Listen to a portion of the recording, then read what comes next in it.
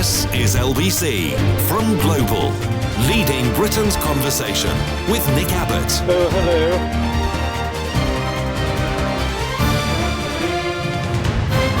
Well, let's get back to it. One of Liz Truss's key allies, Simon Clarke, the Levelling Up Secretary, said Britain had been living a fool's paradise and should prepare for austerity. What? Didn't we have that already? I thought we've just been through that. He's the Levelling Up Secretary. Can you believe that? No. How's that voting for the Tories going for you, you good people of the North? Oh, fabulous. Blunder Truss made it clear that she has no intention of backtracking on the government's £45 billion worth of tax cuts, despite a new poll showing that 51% of voters want her to resign. Asked to express an opinion, they said, Bye-bye. She's barely got her knees under the table. Already we want her out. Simon Clarke, the actual Levelling Up Secretary, spoke of trimming the fat as he expressed his worry over how what he called the extremely large state will align with a lower tax economy. He said, "My big concern in politics is that Western Europe is just living in a fool's paradise whereby we can be ever less productive relative to our peers and yet still enjoy a very large welfare state and persist in thinking that the two are somehow compatible over the medium to long term." He said, "I do think it's very hard to cut taxes if you don't have the commensurate profile of spending and the supply-side reform." Which sounds very bright and very economic-y. And what qualifications does the new Secretary of State for Levelling Up, Housing and Communities and the ex-Chief Secretary to the Treasury hold to pronounce so confidently on economic theory? Well, he was a solicitor for a short while, and then he worked for Dominic Raab. My name's Dominic Raab, and I'm a Tory. He's the fellow that called the Brexit deal secured by one Bodger Johnson marvellous news. You know, the deal that is apparently so bad that the government said it represents a present danger to the nation. That deal. It's like we've handed over the keys of the car to a bunch of kids who think they can drive just because they once saw a Fast and Furious film. Blunder Truss and her government have been attempting to reassure the markets and their own MPs after the pound fell to a record low this week and the Bank of England was forced to make a £65 billion intervention in the bond market, which, for reasons that are too boring to try to understand, they had to do, or 80% of the nation's pensions would have been reduced to that new 50p bit with King Charles' head on it.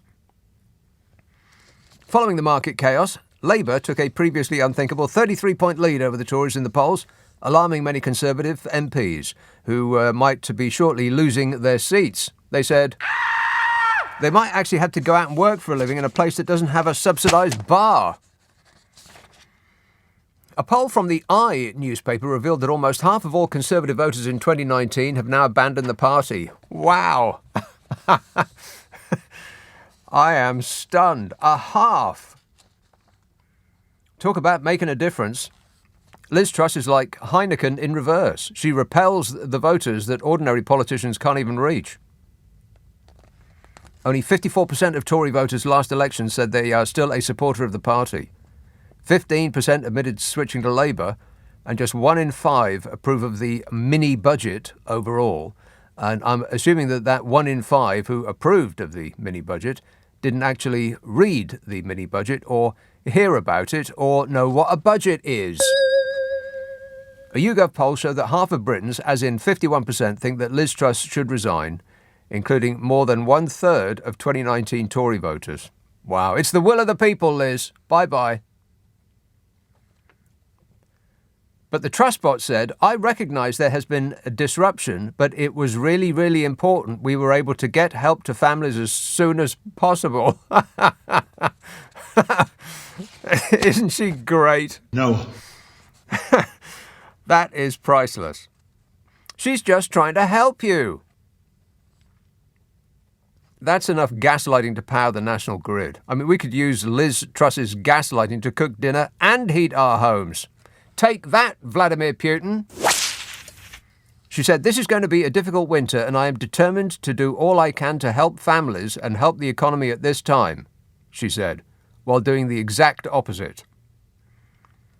And then she dressed up in some gasfitter's work clothes for a photo shoot and congratulated herself on a job well done. You know, just in case you had missed the Prime Minister of this country dressing up in other people's work clothes. Yeah. Wait a minute. And this just after the pound slumped to an all-time low against the dollar. The Bank of England was forced to spend billions of pounds of your money buying up government debt to prevent a collapse of the pensions industry. Millions of mortgage holders were facing crippling rises in their repayments, and inflation rocketed. And this is you helping us, Liz. Please, stop helping us. We can't afford it. And despite having been in Downing Street for less than a month, some have questioned whether Blunder Trust can survive until the end of the year, as the party has seen its reputation on the economy shredded, writes the Daily Mail with a straight face. Reputation on the economy? What are they talking about? We've recently been overtaken as the 5th largest economy in the world by India. What reputation? They might as well have said that Boris Johnson has shredded the reputation for the Conservatives of telling the truth. They didn't have a reputation for telling the truth. Ain't that right, Bodge? I can't comment on that. Blah, blah, blah. Where are you, by the way? Hard to believe that you're not actually the apex of dreadfulness. There was a complete another floor to go. Who knew? Meanwhile, back on Planet Truss, Dizzy insisted that Crazy Kwarteng was right to cut taxes as part of their plan to drive up the UK's sluggish rate of economic growth. She says, "What is important to me is that we get Britain's economy back on track, that we keep taxes low, that we encourage investment into our country, and that we get through these difficult times," she says. Well, you know, if Germany and France and America and Japan have higher rates of taxes, which is what the Tories are saying, that they have to undercut the competition to bring growth, then why are all those countries outpacing us for growth? I mean, they've all returned to pre-pandemic levels of growth. They have a smaller rate of inflation than we do, and their people aren't being subjected to austerity and funding handouts for millionaires. Why is this country, after 12 years of Conservative rule, having the slowest rate of growth and the highest rate of inflation in the G7? I mean, we're doing worse than Canada, wherever that is. And so with a sinking ship, the lunatics in charge think that the best way to return us to buoyancy is to ram the same iceberg that holed us under the waterline in the first place, but harder. This ship's going down.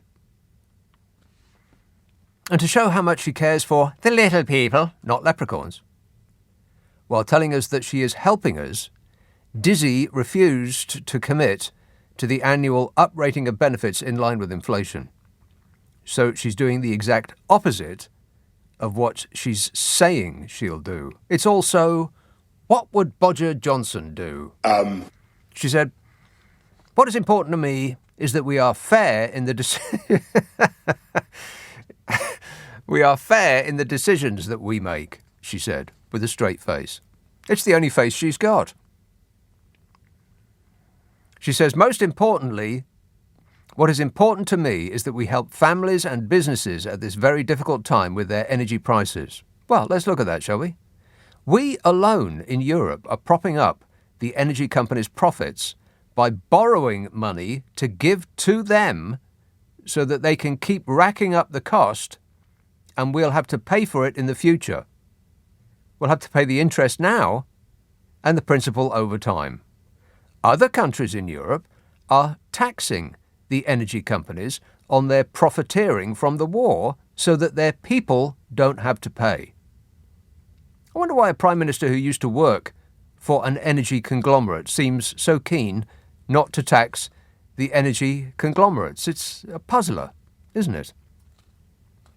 And all this borrowing to give handouts to the rich and to corporations means that us poor dopes will be left with a bill to subsidise them. And that means more austerity, less money for the things that those of us who are not millionaires rely on. The safety nets for those whose work doesn't pay them enough to live on, those unable to work, those of us struggling to get by, all of the things that create a happier and more contented and secure population.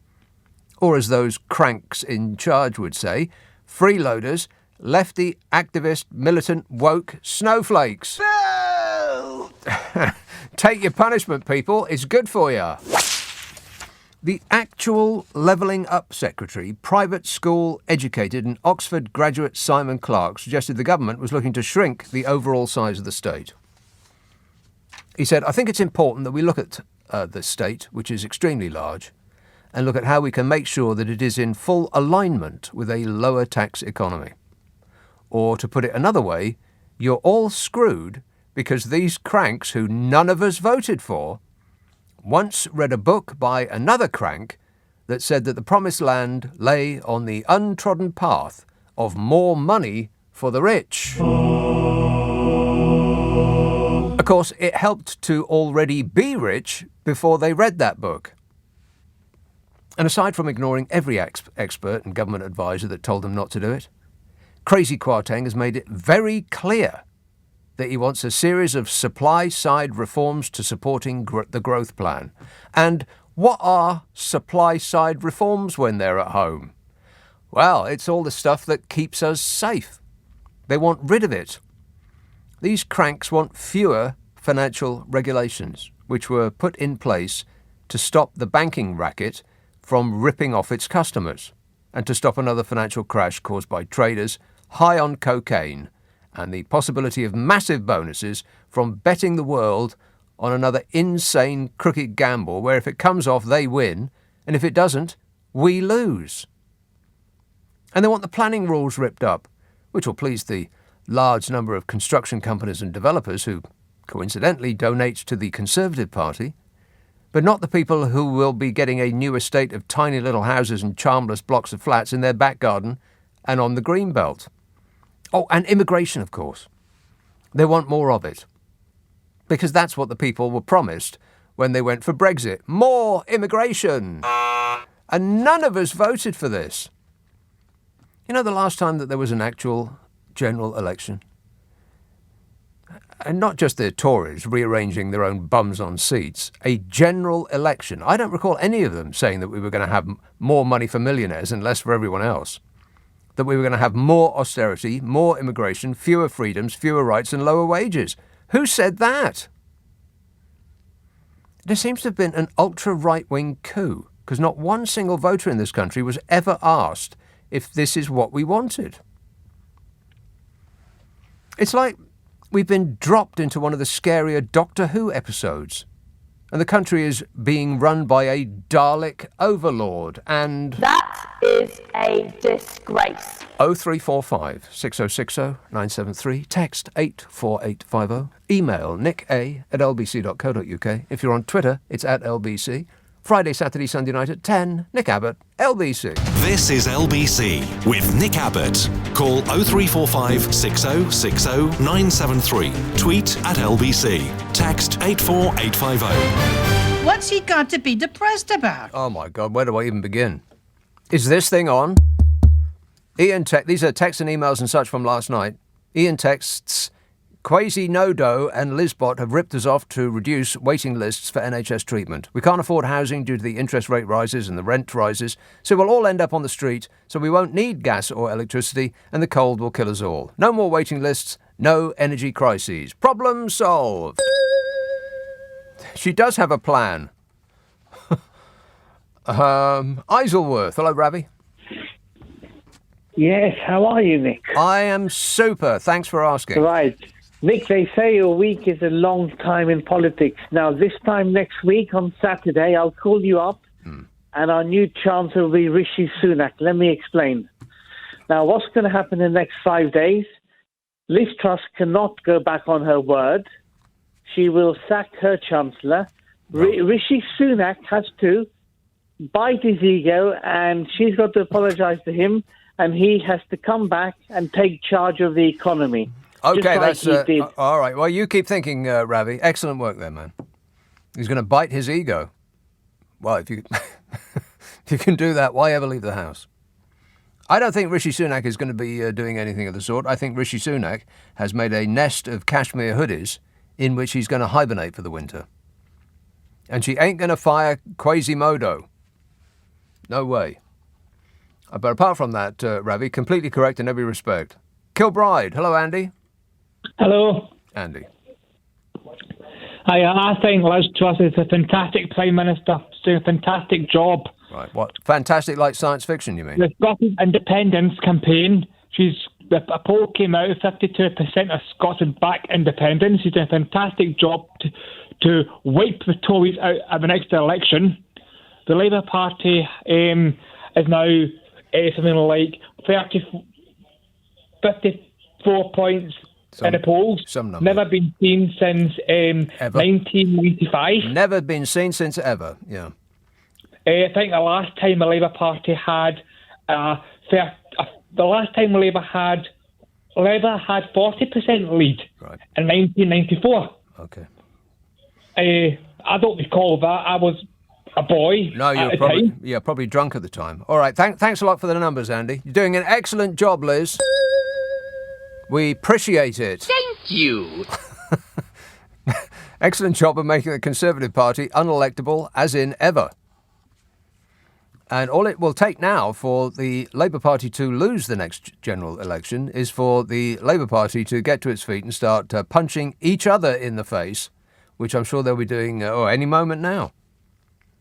Just as they spot Eddie Izzard coming out of a toilet that he shouldn't order. Rip chunks out of each other, and they'll be just discussing that from now until the end of time, while the Conservative Party will step nimbly over them because they just spotted a dinghy.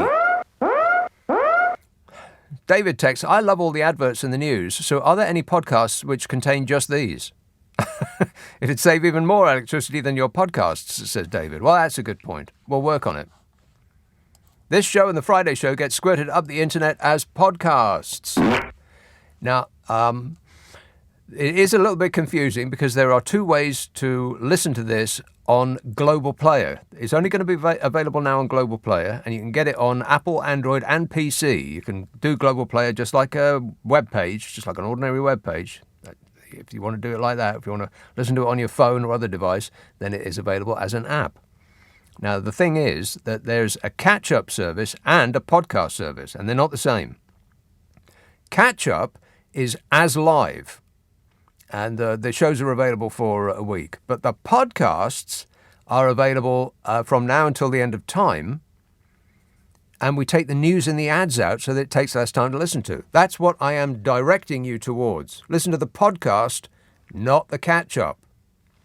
And you can find it on Global Player, along with the 2 other podcasts that I do. 2, Carol. What? Yeah, 2. 3 in all. Ask for it by name on an internet near you. Nick Abbot, The Whole Show Podcast. Let's have a call in Northwich. Alice. Yes, and it occurs to me that Liz Truss is to the nation what Cruella de Vil is to Dalmatians. Right. She wants to take the clothes off our backs to put them on her back. Yeah, not clothes exactly. I mean, well, those dogs weren't wearing clothes. Those dogs were naked. Disgusting. In a children's cartoon. Can you believe that? She took the skins off their backs. Yes, she did. She's going to take the skin off our backs. Yep, she's going to flay you, Alice. There's no doubt about it. Absolutely. Yeah. Don't uncross your arms. All right, cheers, my dear. Thanks for the bad news. Just when you thought it couldn't get any worse. Oh, no. It's Cruella de Vil. Gordon says, I'm already looking forward to the A to Z of 2022. How sad is that? It's not sad at all. I look forward to it all year. I mean, assuming it's actually going to happen. I haven't seen the schedules yet. Let's not get ahead of ourselves. There's keen competition to do those shows over the Christmas period. It's the best idea I've ever had. It really is.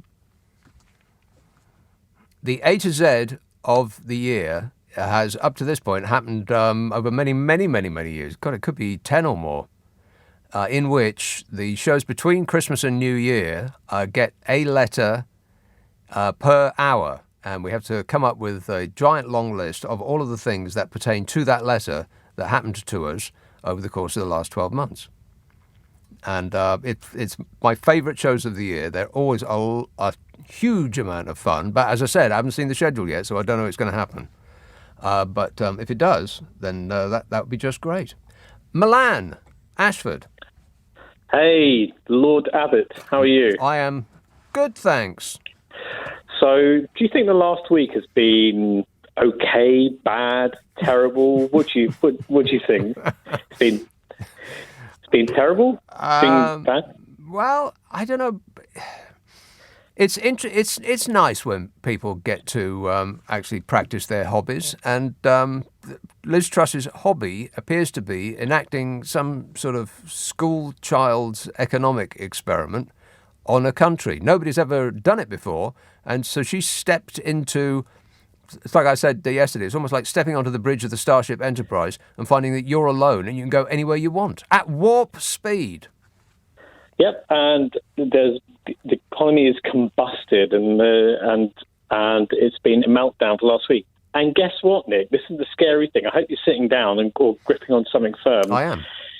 There will be still fans of the government who will think, nah, it's fine, this is all good. I'm still going to vote for them. That is the scary thing. No matter how much evidence is presented to them in the last 2 years, the last 2 months, they will still think, yeah, do you know what? I don't really care if this Truss has burnt the economy. She's fine. I'm still going to vote for her. Well, and that might be true if she wasn't Liz Truss. It might be true if Liz Truss was Boris Johnson, because Boris Johnson seems to bring out the mothering instinct in people. That whole, leave him alone, he's doing his best. That vomitous phrase that they keep saying over and over again. But she ain't like that. She's not lovable and cuddly, and you don't want to keep her as a pet. Well, they can't have another leadership election because that'd be a farce, and then it would be asked for a general election. I think we're past farce. I don't think they care about farce anymore. It's absolutely ridiculous. I mean, so if I was Liz Truss, I'd be like, right, we need to get the PR machine working now. Yeah. What can we do to get people on side? I know. I'll do a trade war with the EU, and I'll do an attack on diversity to get all my fans on my side. And it's probably going to happen in the next few weeks. And she'll probably declare war in Birmingham at the Tory Party conference. I think they're going to declare war on Birmingham. It's not a conference. It's an attack. Can I tell you about a good news that happened? Good news. To me? Yes, please. So Megadeth released their new album the other week, and I'm on it. You're on the new album by Megadeth. Rock and roll. So if you get the song "The Sick, the Dying, and the Dead," the first 30 seconds is me. So right. Well, I'll never hear it. You're missing out. I'll have to take your word for it, Milan. An actual real-life star on the phone. Can you believe that? Well, no. I don't know about that. All right. Okay, good work. Thanks a lot, Milan. Cheers. The new album by Megadeth. I'm going to put that on my list for suggestions for Christmas over at Mum's place. She'll love it. Dab tweets, you remember when you said that H should be pronounced H and not H? That annoys me too, says Dab. What do you mean that annoys you? Oh, right, okay, so you're with me on that score. It's H, not H. God, even me saying it in jest rubs my skin up the wrong way. He says, my real pet hate, though, is that when people pronounce X as eggs instead of X. So please stop pronouncing Brexit as Brexit instead of Brexit. No, I can't do that. It makes me sound like Theresa May. Brexit. I just can't do it. So you're just going to have to live with it, Dab. We'll just add it to life's little disappointments. 0345 6060 973.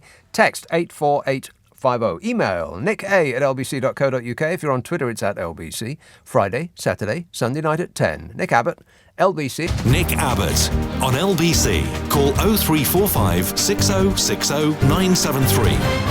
Would you mind telling me what this is all about? I'm just reading that that Liz Truss has ordered King Charles. You know King Charles, don't you? That was the wrong one. It was very, very close. I was going for this. Too late now. Liz Truss has ordered King Charles to stay away from the COP27 climate change summit after objecting to his plans, despite the new monarch's plans to give a major speech to world leaders. King Charles will not attend the COP27 climate change summit next month. It's reported that the new PM, Liz Truss, ordered the new king to stay away. There are rumours of a disagreement between the king and the PM over climate. The government is thought to have plans to water down environmental policy. Oh, fabulous. This woman is completely out of control. What is happening in this country? The new PM has flexed her muscle by telling the new king to stay away from next month's climate change summit, according to a new report. King Charles, a renowned environmentalist, had intended to give a speech at the meeting of world leaders, but now he's been forced to abandon these plans, so says the Sunday Times. Wow. I'm just checking. This is still Great Britain, right? I mean, I haven't lapsed into a coma and woken up in the United Arab Emirates or someplace like that. Blimey. I think we're in trouble, people. Text and emails from last night. Paul says, glass half full, Nick. At least Mad Vlad will make it warmer for everyone this winter for a fraction of a second, although the winter itself will probably last for some years. Yeah, we might be saved by the all-out thermonuclear war. You know, looking on the positives. France, that's a bit vague. Where are you, Ian? Me, bonsoir, Nick. Yes, where are you, Ian? I'm in France. Can you narrow it down for us? Yeah, a region called Franche-Comté, and the village I'm in is La Rochelle. Ah, I don't know it well. No, there's three in France. There's one on the Brittany coast, there's another one somewhere, and the one where I am. That rings a bell, La Rochelle. Why would I know La Rochelle? Yeah, because it's got a famous rugby team, and it's a very, very big coastal city on the Brittany coast in France. Is it? But that's not where I... Yeah, that's not where I am. I'm in another remote area and on the border of the Champagne region and Franche-Comté. Champagne. Booze. Right. But I'm not a champagne socialist. Okay, glad to hear it. Yeah, me too, yeah. I was wanting to address the curious case of Starmer and Angela Rayner misleading the working class. What do you think? Well, I don't know. Tell me what tell me what it is, and then I'll tell you what I think. What type of socialists would advocate and instruct their MPs not to attend picket lines in solidarity with workers? Well, fighting for a legitimate pay rise and conditions. One that is trying to get elected at the next general election. At any cost. At any cost. Are you one of those lefties who wants to actually lose unless an absolute perfect Labour Party can be put forward? You actually stew in the delicious joy of losing for another 5 years just because the Labour Party does not reflect perfection in your mind. No, I mean, there's no such thing as perfection, but I mean, at least have some principle and morals, you know? I mean, it's... Okay, here it is, Ian. You have a choice. You want the Conservatives or you want Labour? Yeah, but are they Labour? So you want the Conservatives? No, I don't want the Conservatives, mate. I'm a socialist, you know? I just said you have a choice. Pick one.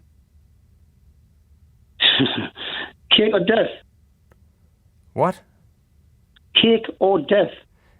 I refer you to the question that I gave some moments ago, whether you are one of those people who would rather stew in the delicious feeling of losing for another 5 years unless the party of your choice reflects perfection in your mind. And yes, you are.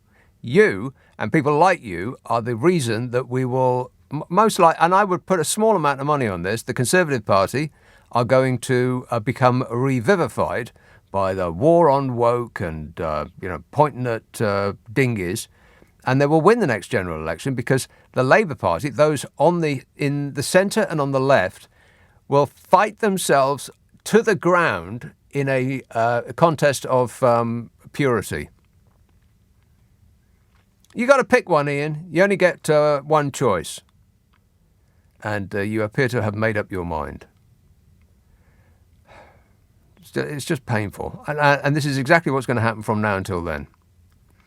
All Liz Truss has to do is ramp up the war on woke, and the Labour Party will take care of itself. They will defeat themselves. They specialise in it, the left.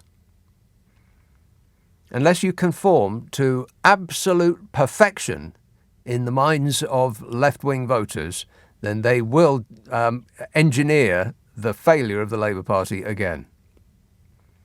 Painful. Keith texts, half the population will be wild camping by the time that Truss is finished. And that was in reference to a call that I had last night about somebody who had been wild camping, which I think means illegal camping, just setting up a tent wherever you like. Hannah says, where does the Daily Mail go from here with the Brexit tyre a slow puncture, fully deflated now, and the Tory government in the lowest of pits? Can the most deluded paper in the land sink any lower? Oh, there's plenty of room to sink further than that. Don't you worry. And finally, for the moment, Sue emails, I was wondering whether Liz Truss and Crazy Kwarteng have finished the Economics for Dummies book that I lent them. Sue, they haven't even read it. Enfield, hello, Mike. Hello. If the tax allowances were raised to £14,000 or £15,000, then everything would be much better off. Say trickle down from all these high earners when they are losing so much on the pension funds, we won't trickle down. And the other thing is, lots of people pay their taxes, but with pictures and works of art, artifacts, which are in our museums. Why can't they be sold, just like the gold was sold many years ago? You want the museums to sell their works of art? The works of art contributed by those people who couldn't pay their taxes and so donated their works of art. Right. So I ask again, you want the museums to sell their works of art? Museums and the galleries and all those, yes, because they couldn't pay their taxes, so they gave works of art. Right, and you want the museums and the galleries to sell their works of art, which were donated to pay taxes of the very rich. Right. So what would they show on the walls if they sold their works of art? Well, thousands down below in the stores. It's the same with the universities. You don't see much. If you go down to the universities and the museums and see what they've got downstairs that they can't show because they haven't got enough room, there's plenty there. Yeah, it's called a revolving collection. They take some from the cellar and they put them on the walls, and then the next year they put them back in the cellar and they put some new stuff on the walls in order to... So we've got plenty to sell, haven't we? You don't sell stuff like that, Mike. The whole point is you keep it for the nation. But we have to pay so high taxes, we have to sell some of our assets. We've got no choice. If she won't use the oil money and she keeps on giving money to the rich, what other choice? You have to sell some of our assets, surely. No, not those assets, so what? Mike. Oh, my God, the vandals are at the gates. That's the plan. The National Gallery should sell off its stuff just so Liz Truss can give more money to Shell and BP. You're out of your mind.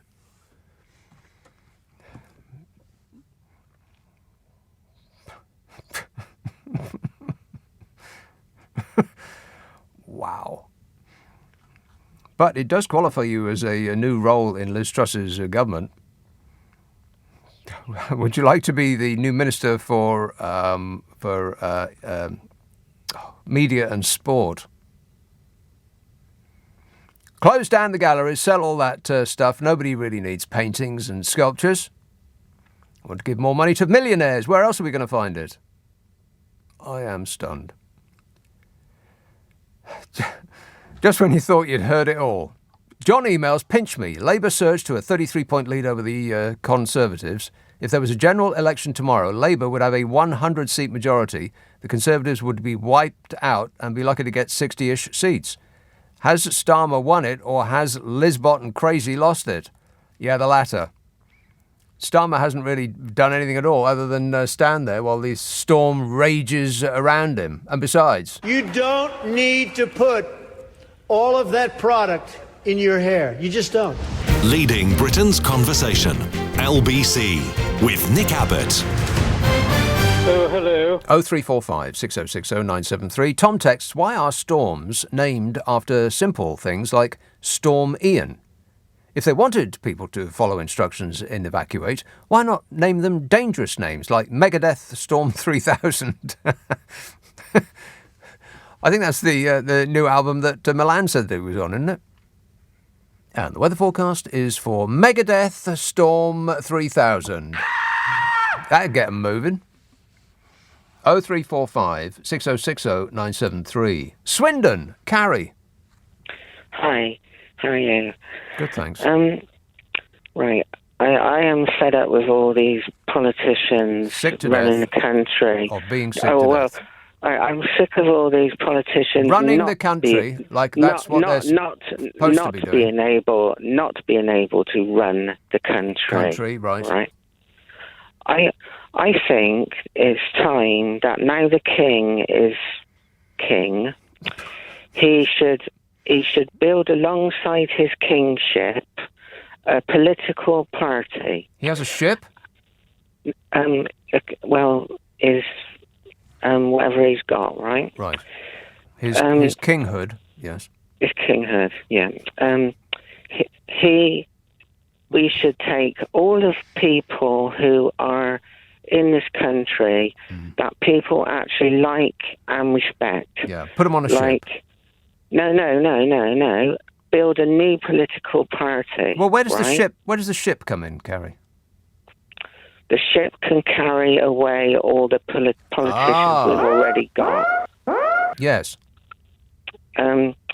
We take people like Bob Geldof, who is experienced with Live Aid.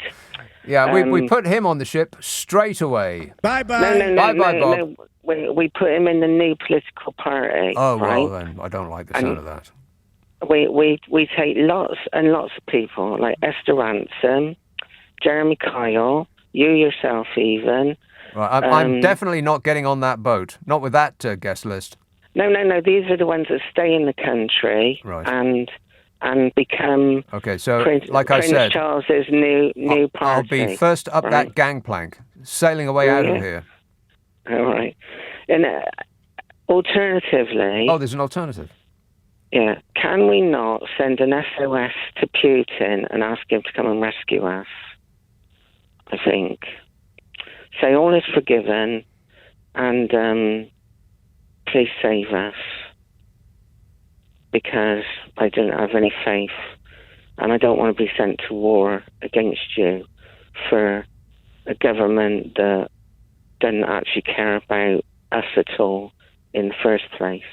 And what are we going to return to after a war if we can't even be living in a country where they can run us before we even go into war? It's not going to be like we go to war and we're going to be all sorted out if we win it. You know, for a moment there, I thought that if I remain silent, you'll just run out of steam. But apparently you're nuclear powered. You're not running out of steam at all. You're continuing to carry on. And I wish you all the best, Carrie. But I want you to promise me one thing.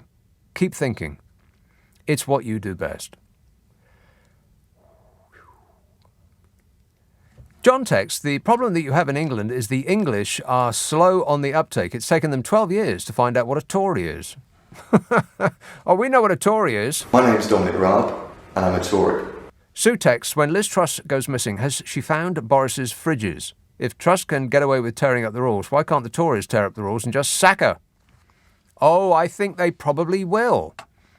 I mean, there is some rule about not being able to sack a new PM for a year, but I think that they'll rip that up toot sweet once they are presented with the possibility of them losing their jobs. Here's a poll. Survey says, do you think that Liz Truss should resign from her role as Prime Minister or should she remain in her role? This is a YouGov poll. Those that expressed a preference said that she should resign to the level of 51%. 25% said she should remain in her role, and the people that don't know said, wait a minute, I've totally screwed that up, never mind. 24% said don't know, 25% said she should remain in her role, 51% said bye-bye. Bye-bye, Liz. Time's up. It's been interesting, but we can only take interesting so long. Question, do you think that Crazy Kwarteng should resign from his role as Chancellor, or should he remain in his role? 54% said he should resign, 19% said remain in his role, and 27% said didn't know.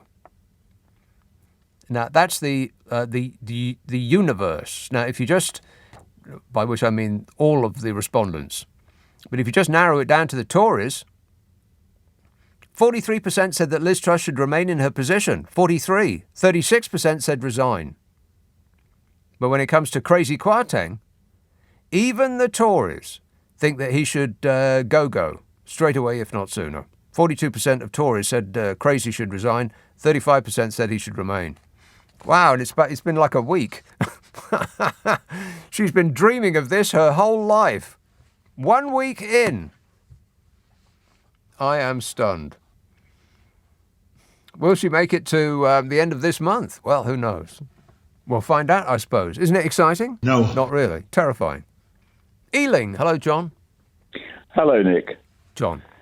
I am heartbroken that the conversation with Ernie, the fastest milkman in the West, had to end earlier because it was riveting.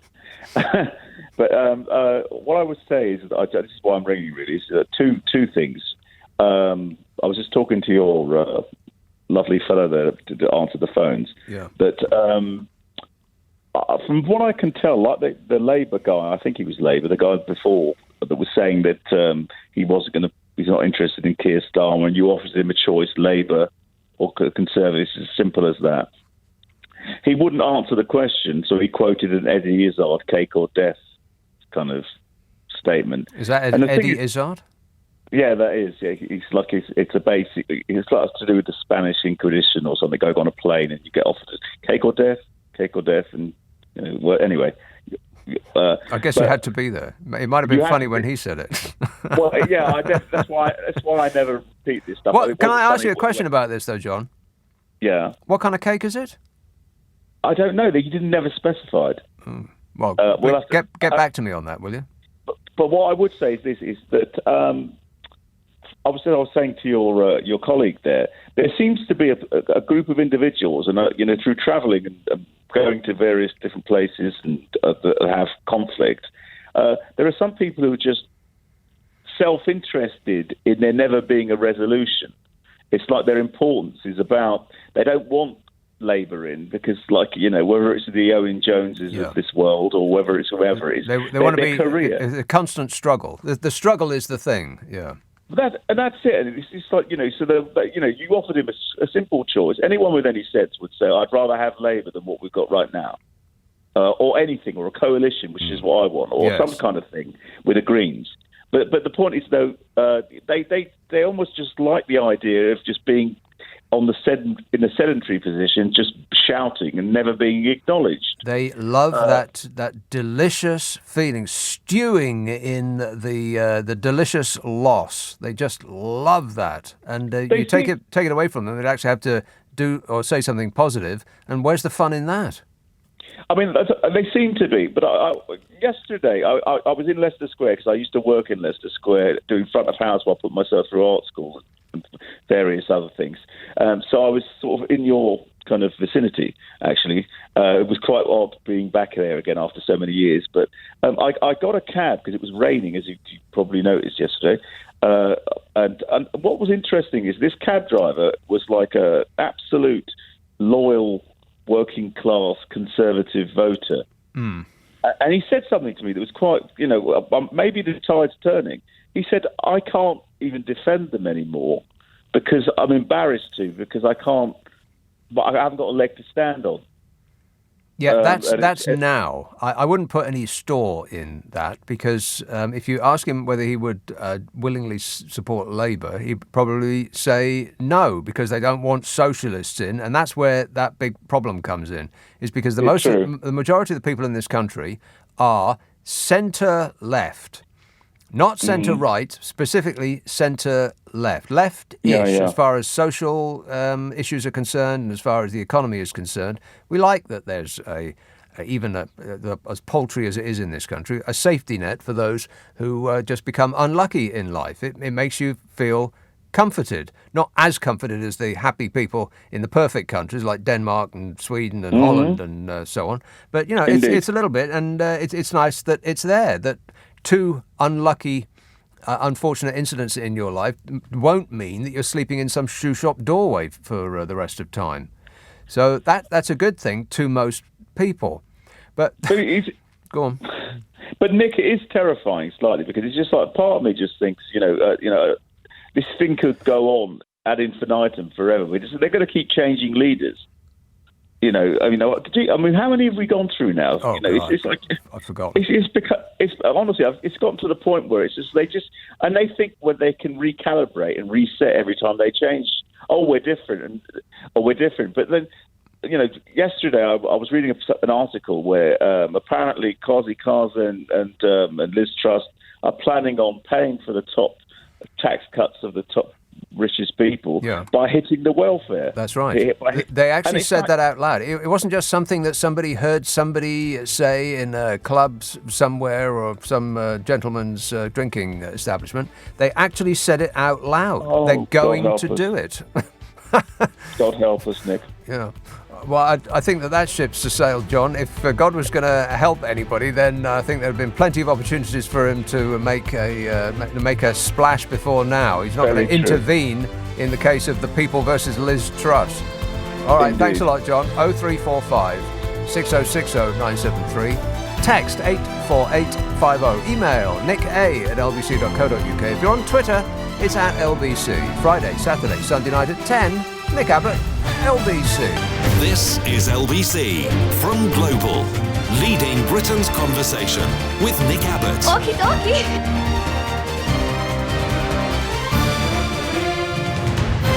Hang about, Nick. Listen. Now, what I'm trying to say to you is this, Nick, right? So Liz Truss says that many economists support her views and her actions. Really? Many? As in more than one? Really? Name them. Apart from that Patrick Minford bloke. Name another one, Liz. I double dare you. Liz Truss has been very clear that many economists support her views and her actions. Very clear about that has been Liz Truss. This is Bloomberg. That lefty socialist communist militant rag Bloomberg. For a British Prime Minister in modern times, things have never gone so wrong so fast. Less than a month in 10 Downing Street, Liz Truss and her team have already adopted an us against the world mentality after a brutal reaction to her economic plans triggered the humiliation of a central bank rescue. I mean, this would be a comedy show if it wasn't actually happening to us.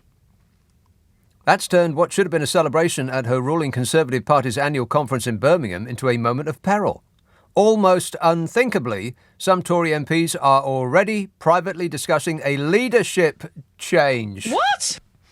That's just weeks after they ousted Truss's predecessor, Bodger Johnson. Yeah. Wait a minute. You would at least expect some kind of honeymoon period, a senior researcher at the Institute for Government said. There's been just nothing at all. It's very difficult to imagine a worse start. Or, as Liz Truss would say, we have never had it so good. Within the Tory party, the Premier and her longtime ally and friend, Chancellor of the Exchequer, Crazy Kwarteng, are viewed as a political double act. Co-authors of a 2012 book, Britannia Unchained, which called for deregulation, low taxes and free markets. Having waited so long to put their theory into practice, those close to Truss say that there is no prospect of a U-turn now. The lady is not for turning. But it's also difficult to see how they can move forward with their plans. This week, since Truss and Crazy announced a massive package of tax cuts without saying how they would pay for them, will live long in the memory. Ministers have since acknowledged their plans weren't yet ready for full scrutiny, with accompanying policies still under development. Wow! They just blurted it out. Kwarteng and Truss went ahead anyway, and that reflects how they came to power. Her victory against the former Chancellor of the Exchequer, Fishy Sunak, who spent much of the campaign warning Truss's plans would trigger economic carnage, was never really in doubt among grassroots members, who have long favoured the tax-cutting small state message that she delivered. The grassroots members of the Tory party. Those are the people that have given us this. The bores that prop up the bar at the golf club. Those people.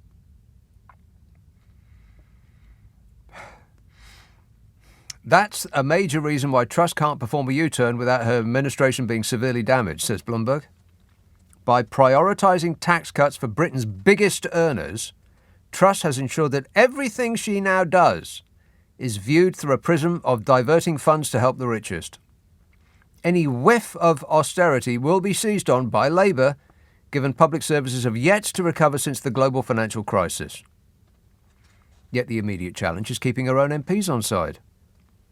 Though party rules say that Truss is safe from a leadership challenge for a year, those could be easily changed if there is a mass movement against her. Similarly, she could end up facing overwhelming internal pressure to resign.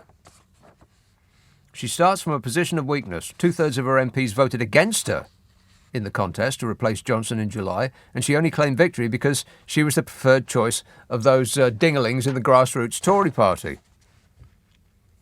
Polling this week has left many MPs fearing for their jobs. A YouGov survey on Monday gave Labour what was already a record 17-point lead, which then almost doubled 3 days later. It was not meant to be this way for a new leader going into a party conference still holding a 71-seat working majority. One MP said the move would be despondent, with no champagne drunk in case photos emerge of Tories enjoying themselves while voters worry about their mortgages. Truss is likely to strike a defiant note, but there's a feeling in the party that she's already ruined her big chance. Well, you know what? I'm prepared to make a small bet that there will be champagne drunk at the Tory party conference in Birmingham. And there will be the sort of orgiastic excesses that you would imagine happened in the Berlin of Cabaret or 1970s New York or the bar in Star Wars. There will be business meetings till they throw up. And then it will be all back to their hotel suites with the connecting door to the rooms they have put up their most lithe and pert researchers in. Disgusting. After all, it's a Tory party conference. What happens in Birmingham stays in Birmingham. Unless you are Daniel Granger, the chairman of the Young Conservatives Network. He called the hosting city a dump on Twitter. And if you do that, then you must go home in ignominy to reflect on your mistake and vow not to be quite so publicly Tory again and try to reset your profile by claiming that you tweeted that Birmingham is a dump because of some mugging attempt. Only to find that your previous tweets on the subject are still available, including in June 21 when he wrote, "Birmingham is the worst city in the UK." And then in April 2022, he posted, "Birmingham is firmly the worst city in the UK." And then replying to a tweet in May this year that said, "Spoons in Birmingham is so," very bad word beginning with S, he wrote, "Birmingham in general is." And replying to another post, he wrote, "It's a dump." You know, but apart from that, Daniel Granger, the chairman of the Young Conservatives Network, how do you feel about Birmingham? The location chosen for the Tory party conference in order to ingratiate the party with the good people of the West Midlands. Dreadful. He thinks it's dreadful.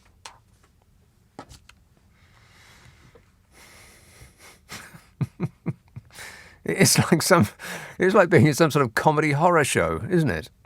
It just keeps getting worse. I couldn't possibly have thought for a moment that it would get worse after this bloke. Yeah. But it did. Like, a lot worse. I am stunned.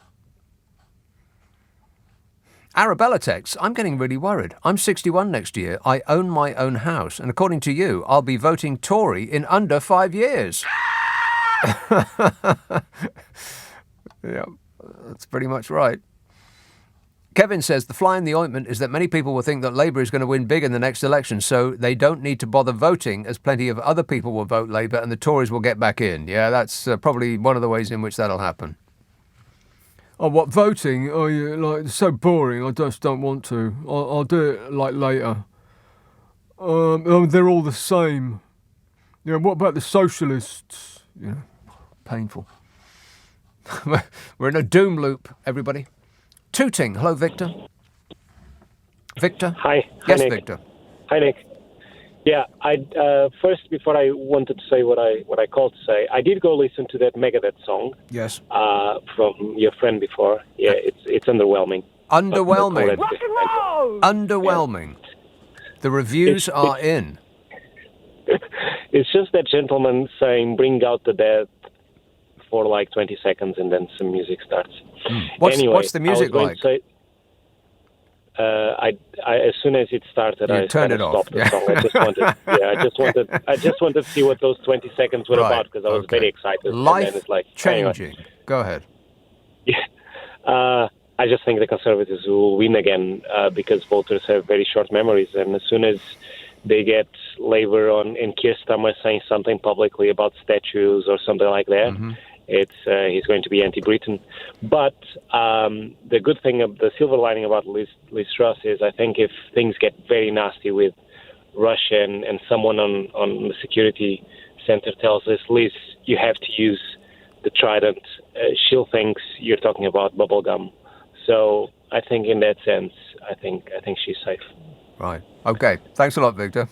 A listener with material. Oh, no. Ricky texts, Liz is making Bojo look like he was the same league as Bill Clinton and Obakarama.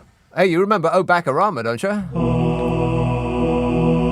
It seems like an epoch ago. We had you-know-who between then and now. I'm a whiner, and I keep whining and whining. He's still whining, by the way. Still whining. Martin tweets, Truss is indeed the most incompetent PM we have ever had. To think that the party voted for her above Sunak, who had steered us through the pandemic. But how can she be removed without the Conservative Party looking unelectable? They're going to have to remove her because otherwise they will look unelectable. They have to replace her with somebody more Boris Johnson-like. Somebody a little less threatening. Somebody who doesn't appear to be completely out of their mind would be a good idea. They'll do it. They're not going to stick with somebody who is going to lose them the next election without question. They just won't. Their survival instinct is way stronger than that. They're not just going to sit there and look at the ship go down. They're going to chuck the captain overboard. Just depends on how long it takes them to do it, that's all. I mean, it's a little embarrassing to do it during the Tory party conference. Give them a few days afterwards, when they're all sober up, and they'll probably do it then. All of those backbench MPs, can you imagine freaking out that they're going to go and have to get a proper job where their booze isn't subsidised? 0345 6060 973. Oh, look, here's a call from Birmingham. Why isn't that working? One moment. It's not working. No, that is bizarre. Oh, the whole thing is frozen. Why is that? One moment. It's probably my fault. No. Hey, Mr. Man, the whole thing has frozen. Well, we'll contemplate that for a while, mostly by just staring at it and hope that fixes the problem. That's my plan. I'm just going to stare at it for a while. I'll give it my patented stare and see if it doesn't fix itself. Otherwise, there's going to be measures. Leading Britain's conversation. LBC with Nick Abbott. Some nobody. Jan tweets, Liz Truss would have been this unpopular even more quickly if it hadn't been for the 10-day hiatus while the country was mourning the Queen. And now she's throwing her weight around and telling the King what to do, because the King wanted to say something about saving the planet. And Liz Truss said, whoa, wait a minute, save the planet? That's not a Conservative policy. I think they've got the wrong name. Baldock or Bulldog. One of the two. Matt. How you doing, Nick? Good, thanks. You all right? Yes. Yeah, I don't know if you saw on Sheila's feed on Twitter about one of the Conservative MPs, Julian Smith. Sheila who? Sheila Fogarty. Oh, no. Yeah, no. She tweeted a response to Julian Smith. I just happened to click on his profile, and although he's Conservative MP, he's hiding the fact he is a Conservative. Hiding? And when you look at it, yeah, there are so many Conservative MPs without Conservative in their bio now. It is like they are absolutely ashamed of this government. Well, it might be an impediment to winning votes next time around. We'll see when we get there, I suppose.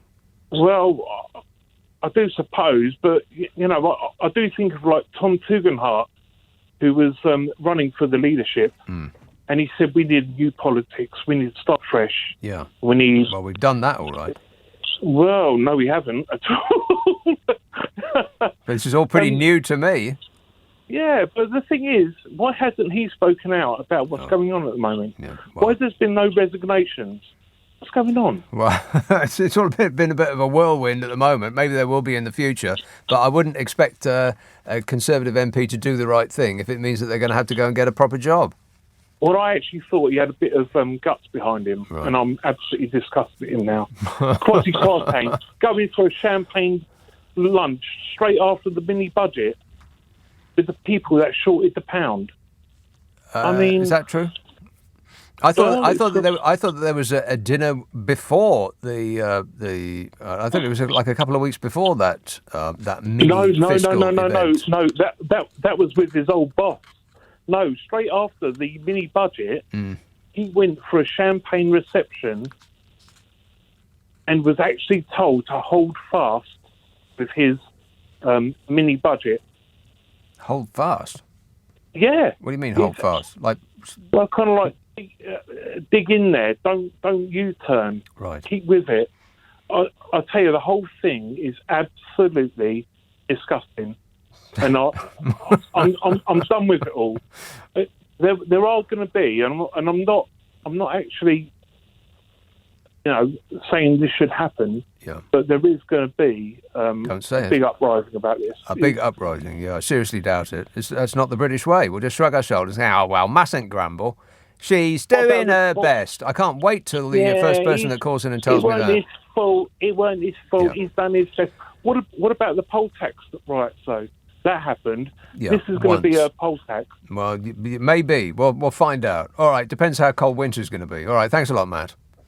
0345 6060 973.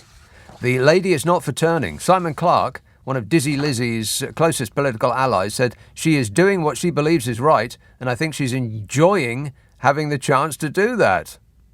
Well, it's nice someone's enjoying themselves.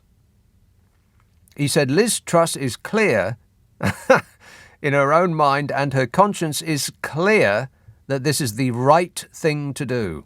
This bloke, this Simon Clarke, he's the Levelling Up Secretary. Can you believe that? No. He sounds like a random Tory phrase generating machine. The Prime Minister has made it very clear that she is doing the right thing for hard-working people who want to do the right thing, and it's the right thing to do. Good grief. I mean, they keep saying that this or that person has been very clear, as though that somehow makes it, what they say, magically makes sense. And they repeat the phrase that everything is the right thing to do, as though it's some sort of Jedi mind trick. One small point, they're not Jedis. Crazy Kwarteng's £45 billion of tax cuts led to a savage response from the markets and the voters. The pound fell to a record low. The Bank of England had to make an emergency £65 billion intervention to shore up pension funds. But, you know, apart from that, how did it go? Oh, fabulous. And Truss has gone from a relative unknown to many voters a week ago to being hugely unpopular. Quite the journey, Dizzy. Do you have any other skills? No. She's a world leader in becoming unpopular. In the space of 4 days, Labour has gone from a 17-point lead over the Tories, the biggest since 2001, to a 33-point lead, the biggest in any poll since the late 1990s. And that might make a sensible leader think twice, but we don't have a sensible leader. And she's thought about how to run the country once, decades ago, and has seen no reason to change her mind based on any new information that has come her way. We're doomed. And Simon Clarke, the actual levelling up minister, says that there will have to be significant cuts in public spending. He said tax cuts need to be matched by significant cuts in public spending, particularly the welfare budget. The levelling up secretary said that. Are you feeling like you've been had yet? You know those 40 new hospitals and 50,000 extra nurses and 35,000 extra police and cycle lanes and new roads and affordable homes and railways and all that stuff that Bodger promised? Well, you can kiss all that, ta-ta. Bye-bye. This bloke, Simon Clarke, the levelling up secretary, said one of the things that the PM has been really clear about is the need for a real prioritisation of those things that matter most. Yeah, she's been very clear about that. She's been very clear that the Tory party prioritises the donor class over anything or anyone else. All other considerations are secondary. What a way to run a country, eh? Dreadful. 0345 6060 973. Right, let's have Birmingham. Mark. How you doing, Ed? Right, mate. Yeah, good, thanks. Birmingham, mate. Birmingham. Yeah. Hey, do us a favour, mate. I'll give you a fiver if you come and get Liz Truss and take her back down there, mate. OK, will do. Cab for Miss Truss. Yep. That is? Fivers in it. That's all she's worth. Anyway, mate. Right. OK. I think she should do the right thing and step down. But they should make her go on an IVA and pay for the debt that she's got the country in. IVA? Intravenous? Yeah, well, whichever, yeah. Right, OK. All right, keep thinking, Mark. Thanks a lot, mate. 0345 6060 973. Does anybody know what that was about? No. There's something about Liz Truss. Chris says, I got a suspicion that Vlad the Insaner is using the Ukrainian war on purpose. He wants to let off a nuke and needs to position himself to get away with it. Otherwise, why doesn't he carpet bomb Kyiv and other major cities? Well, trying to figure out that man's mind, you've got absolutely no idea. Put your ear to his head and you probably hear... Tarek texts, we have Boris Johnson to thank for this. He surrounded himself with people whose main qualification was loyalty. This is the end result. Yeah, he fired everybody that wasn't loyal to him, wasn't, part of his Brexity cause. And Liz Truss then came in and fired everybody left and replaced them with that lot. It's just, at some point you just have to sort of, it is kind of funny, if only it wasn't happening to us. Let's have Eastbourne, Ange. Hi, mate. Ange. With a laughing stock. We are. Yeah. It's lunacy. But we was watching the other day on one of the news channels when Liz Truss went to meet Joe Biden.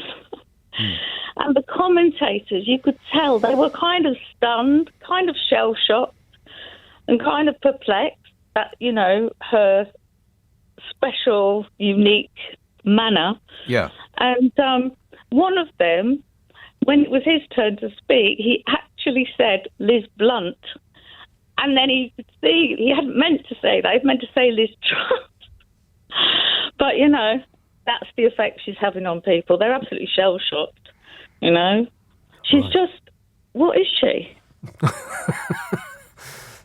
Well, that's a question that could occupy us from now until the end of time. What is she? Good question, Ange. Thanks for that.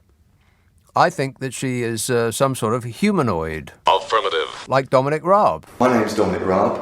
and I'm a Tory. I think that there's a machine that's stamping them out the back. Maybe they're that new Elon Musk humanoid robot thing. We'll get to the bottom of it, Ange. Thanks for that. 0345 6060 973. Larry the Cat texts, can someone nominate my... Larry the Cat texts, can someone nominate me for my peerage now that I've managed to last longer in number 10 than the last 3 prime ministers? Actually, it might be good for Larry the Cat to actually run the country for a while. I mean, how bad could it get? Alexandra texts, Miss Trust has already claimed on a couple of occasions to have been gifted a mandate from the vast majority of voters to carry out her vision for Britain. Right. So, of course, she's referring to the vast majority of Tory members, the only voters who matter, says Alexandra. She has not got a mandate for any such thing. It's an absolute outrage that we're being dragged in this direction by a person who none of us voted for and wouldn't have done if we'd had the choice. Tell me what the difference is between what's happening now and a right-wing coup. Tell me what the difference is. I mean, we have a Prime Minister who nobody voted for, who's engaged in a course of action that nobody wants, apart from her and her acolytes. Nobody voted for it. She has no mandate. Nobody was expecting any of this. They're just thinking up stuff on the spot and blurting it out. What's the difference between what is happening right now and a right-wing coup? Tell me. Curious minds are keen to find out. Anthony tweets, I noticed yesterday's podcast was titled Friday, September the 31st, 2022. Here, yesterday in San Ramon, California, Friday was the 30th and today is October the 31st. I'm missing a day. What a scary start to October in a very scary year. Keep up the good work, says Anthony. Yeah, I think that my glamorous assistant labelled the podcast in the day that it ended, as in 1 a.m. today, rather than the day that it started, as in 10 p.m. Yesterday. It's a small error. Nothing major. And Tom says, I'd trust you more than Crazy Kwarteng as Chancellor. Well, I'll tell you what, Tom, I'd trust me more than Crazy Kwarteng as Chancellor. And I know how inept I am with money. 0345 6060 973. Nick Abbot on LBC. Call 0345 6060 973. Are you trying to be funny? Because I'm all out of laughs. This whole country is all out of laughs. Rob says, I've just woken up from a 3-year coma and watched the news, and I've now asked the doctor to put me back into another coma until this is all over. Well, it might be a long wait. We'll check in with you in a couple of years, Rob. See how you're doing. And Hayley texts, Hi, Nick, I give up. Hey, Hayley. Don't give up on me, Hayley. Rock and roll! However that goes. Congleton, Angela. Oh, Nick, how are you? I'm great, mate. Oh, good. Just sort of let you know, the Truss is out tonight. She's hit the curry houses of Birmingham. Hey! The curry houses? Yes, she's out with the LGBTQ Conservative group eating curry. And I'm so pleased because one of our local councillors is the biggest Tory sycophant you will ever find. Oh, yeah. And, on his tweet page every day, pictures of different Tory MPs with him, selfie after selfie. And he's had them all, He's had them all. Everyone you can think of. Patel, Braverman, everybody. Right. But tonight, he's got the Truss. And the Truss is there over the dirty plates in the curry house. Big grin on her face. I'm sitting here wrapped in 2 blankets with my feet in that water bottle trying to keep warm because I don't put my heating on. So I'm so glad they're all in the curry houses having a good laugh and comfy. Nice to know. Comforting, isn't it? Comforting. Well, there'll be a retinue of photographers in tow. I betcha. So we'll be seeing photographs of the Liz bot trying to act like a human being in a restaurant soon. You will. Also, Simon Clark, been very clear, 8 times this week in one interview, lasted about 3 minutes. Very The Prime clear. Minister has been very clear. Very clear. The Chancellor has been very clear. Very clear. 8 times. Yeah. Heard it. So just thought to tell you that she's enjoying herself. Don't worry about it. All right, I won't fret about it one single second. Thanks a lot, Angela. 0345 6060 973. I bet Liz Truss puts on a dishwasher's uniform and is photographed doing their job before the evening is out. You know, to kid on like she's a normal human being. Martin emails, even Larry the cat recalled and ran away from her when she tried to stroke him. That's some smart cat. Pat says, breaking news, the US singer 50 Cent announced that he now wishes to be known in the UK as £1. Milan says, can we please hear Theresa May on your soundboard repeatedly saying run on the pound in her demonic Thatcher-like voice? I haven't got it. Can't just magic this stuff out of thin air, you know. Let's have Kwamina in Twickenham. It's Kwamina, thank you. Can I call you Kwamina for the purpose of this call? Well, that is actually my name. Kwamina, but yes. Hi, Nick. Yeah, but I called you that, and then you corrected me, and then I said, can I call you the thing that I first called you? And you said that's your name. So. Oh, sorry, I think I must have misheard it then. Right. Sorry. Kwamina, is that right? Yes. Bingo! Go ahead. I think that where we're at right now with Liz Truss is honestly something that we brought on ourselves in... Oh, I see. It's my fault.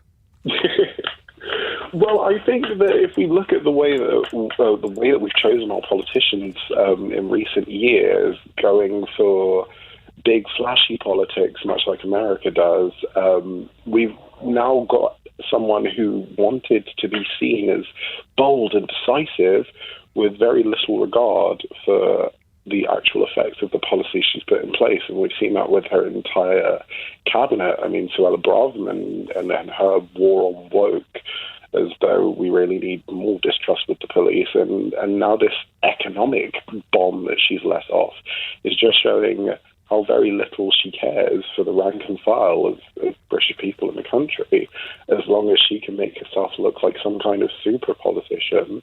And we've seen it happen with Boris Johnson and God forbid, but Donald Trump. I mean, these are people who are willing to say and do absolutely outlandish, ridiculous things because they're not politicians that are led by any kind of courage, except in their own conviction that they deserve a big shining crown and to be told that they're the world's best. Yeah, born to lead. Ever. Born to lead. Yeah. I think you've should have been left on a rock spot and stuff. To do that. You've nutshelled it for us, Kwamina, if I can call you that. Absolutely. Yeah. All right, thanks a lot, mate. 0345 6060 973. Kath texts, I never thought I'd say this, but I'm ready for Rishi. God save us from Liz Truss. I'm honestly scared, says Kath. You should be, Kath. The writing is on the wall. They must know. I mean, I don't think they're stupid. It's worse than that. They're evil. So they must know that the time is almost up. So it is like this sort of mad flailing around, this berserk dash around the supermarket, trying to clear the shelves, stick as much as they possibly can in their trolley before the gong goes. They will be selling off whatever is left. I mean, and after you've sold your water off, what's left in a country? So what they're going to be doing is gifting giant tracts of land to corporations on a really long contract. So whichever government comes in next, the Labour government, presumably, they won't be able to do anything about it. And all of the Liz Truss Tory principles will continue because we won't be able to get out of them. I bet that's what's happening. They're going to go hell for leather with all of this stuff that they want and sign contracts that a new incoming government will not be able to unsign, and they'll be stuck with it. And by which I mean we will be stuck with it. I bet that's what's going through their heads. Because at this point, I mean, looking at the polls, they can't possibly think that in 2 years' time they're going to turn that around. That this going for growth thing is actually going to revivify the country within 2 short years. It just won't. I mean, even if, let's assume that all of her policies are correct. Now, I know, hold your disbelief. Even assuming that they are, it's not going to make a difference within 2 years. The next 2 years is going to be absolutely catastrophic. And so they are going to lose. They must know this. And so what they'll do is they'll make absolutely sure, as far as they can possibly do, that everything that they want gets dipped in cement and secured in place, that no one will be able to do anything about it. Going, playing the long game. So that in a subsequent 5 years' time, after the Labour Party have tried to put out the fires that the Conservatives lit over the last 12 years, and they won't be able to, and the public will eventually blame Labour for what it is that the Tories have done to this country, and they'll bring the Tories back in again. 7 years. That's what they'll have to make sure that the Liz Truss policies last for. Those contracts have to be signed for 7 years. These vast areas of land that they've been gifting to corporations in the name of free ports or enterprise zones or any of this kind of thing. Get rid of all of those rules and regulations that make our lives better and safer and happier and wealthier. All of that's got to go. And make it as impossible as they can for an incoming Labour government to U-turn on any of those things. Just have to live with it. They got a limited time left. Time's ticking. 0345 6060 973. Let's have, let me see, it's been waiting the longest. Harrogate, Rebecca. Oh, hello. Rebecca. I'm thrilled to be speaking to you again. Haven't spoken to you for ages. Yes, so I've been thinking a lot about this. You're right about the whole Tory thing. It's gone crazy and everything. But what I find a bit depressing is, we kind of it goes in cycles. The Tories mess up and then we get Labour in and then whatever. But obviously we want to get Labour in and to try and undo the damage and make things better, hopefully. But I am concerned. With the whole Keir Starmer thing, I just don't think I just can't connect with him at all. And I was listening to a program on another radio station today, and they were coming from Liverpool, and they had a comedian on from Liverpool. He said, "Look, the Scousers, they don't like Keir Starmer. They just don't like him." So Liverpool, it's kind of like, so that's like a whole city's worth of people. Well, you can't. One person cannot talk for a city's worth of people. No, they just. Okay, but they did say, the Liverpool have got very strong. There's a lot of anger towards like the Sun newspaper, and apparently he wrote it in. I don't know if that's true, whatever, but they're very, very. There's a lot of things that they feel strongly about. But no, I'm just mentioning that. I get that. Here's the thing about writing for the Sun newspaper. There's absolutely no point in Keir Starmer writing for The Guardian, because he's got those people already. There's no point in him writing for The Independent, because he's got those people as well. He could write for The Mirror, but what's the point? They're going to vote for him anyway, the readers of The Mirror. So yes, he absolutely should go to The Sun, because that's the way to reach the people. Yeah. Because otherwise he might not be able to reach that wouldn't vote for him unless they read something and thought, hey, you know what? Maybe this guy's not that bad, so he should be writing for The Sun. Yeah, okay. Well, but what I think is that I personally feel that do Labour really do they have to seriously ask themselves, do we want to be re-elected or do we want to keep Keir Starmer? It's such a gamble. Why, in my opinion, my humble opinion, when I hear people like Andy Burnham, every time I see him, I listen to him, I think I really engage with him. And I feel a connection, and I just think, why can't they have somebody like that up for the leadership? Because, they need someone with passion, people that can identify with people.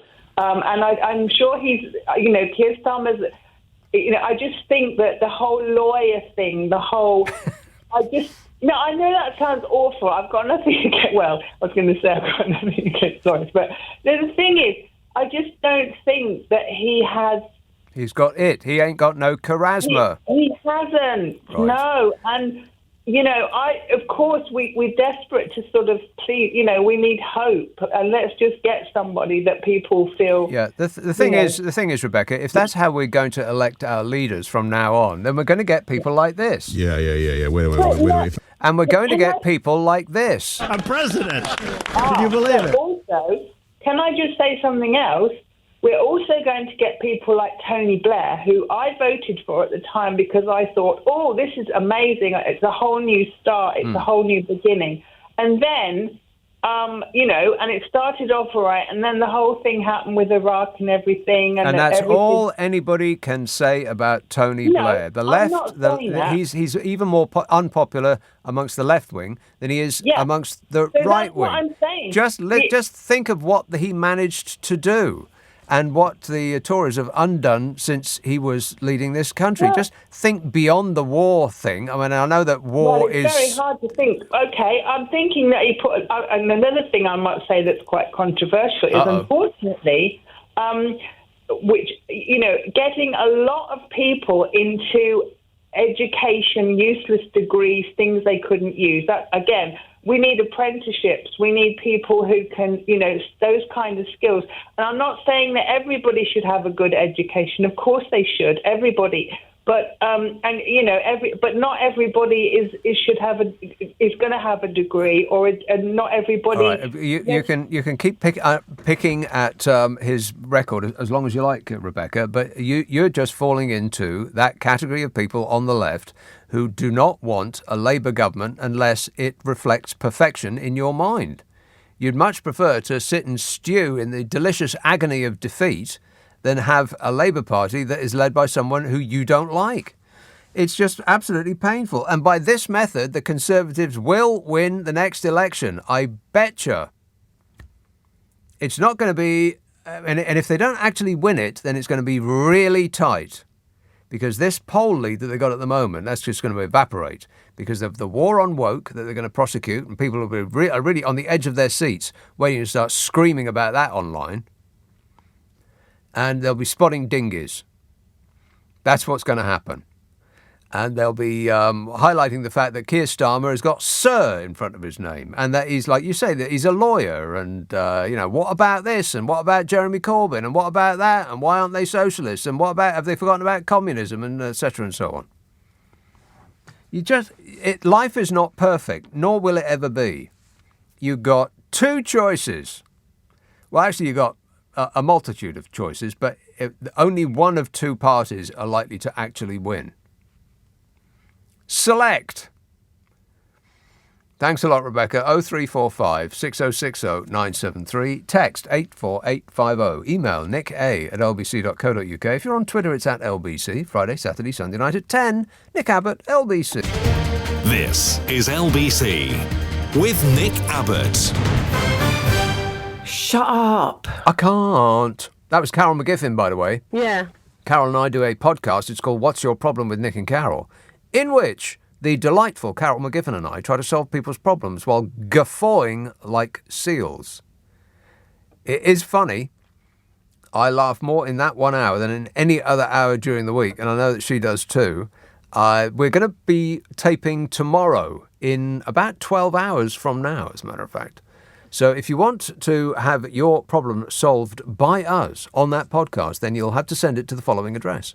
nickandcarol@global.com. nickandcarol@global.com, and gird yourself for satisfaction.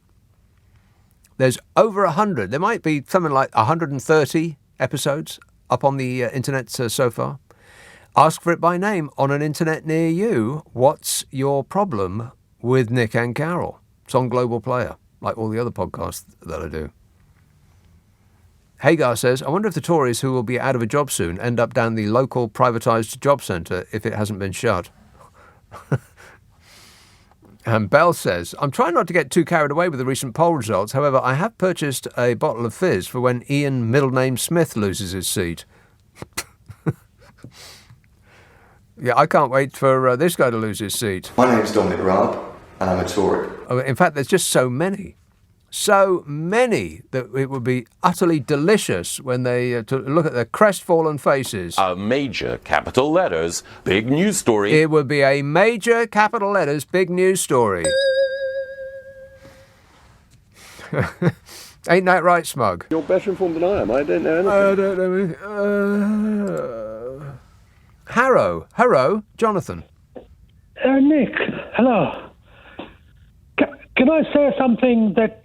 okay, I'll begin by saying that I will vote for Keir Starmer, okay? Right. But? No, I must say this. I think a lot of people now, the new Labour sort of fanboys, are saying that, oh, we love it. It's wonderful. But in reality, people what do you mean? just... Wait. What do you mean, it? They love it? No, it, as in the Labour movement, resurgency. Oh. Yes. You know, they're talking about it as if it's a 97 with Blair or a 92 with the Clinton. But in reality, the reason that conservative numbers are plummeting is because, no offence, but the Truss and Kwarteng are both idiots. And none taken. Okay. But it's that thingy of where you're going to the other option just because the people in charge are so awful. And right. It's similar with, because I was watching this evening, and I'll have to finish watching it. I was watching an excellent film by Lawrence Fox about the Bidens. Oh, yeah. Yeah, Lawrence Fox is an excellent actor, and he's a bit right-wing, but also in America... Oh, Lawrence Fox, is that what you said? Oh, right, okay, so that sort of passed me by. I didn't quite understand what you were saying there. So, right. What do you want to watch that for? You know who I mean, the blondie chap who always says... Yeah, I know who he is, yeah. He's doing a film about the Hunter Biden. And okay, that's great. You're being sarcastic. Yeah, a little bit. Is it a film that's titled What About? What about this and what about that? Have I got that right? Yeah. My point is that in America also, the only reason a lot of people, I have a couple of friends in America, people voted for, even Republicans I know, they voted for Biden just because Trump's such an idiot and con man and corrupt gangster. It's not like they were, we love Biden. Because Clinton, if you remember, the man, Bill Clinton, he was so charismatic, handsome, he could speak, he could all of this. And now with Keir Starmer, Angela Rayner, this new shadow Home Secretary for the Labour Party, they're all just a bit beige and a bit dull. Angela Rayner is beige? No, oh my God, when I see her on the TV, I just switch the channels, you know? Right, why do you do that? Just her and Jess Phillips are just like, like this, you know, they're attacking your neck. Okay. All right. Thanks a lot, Jonathan. Cheers, mate. What about this and what about that? Oh, it's painful.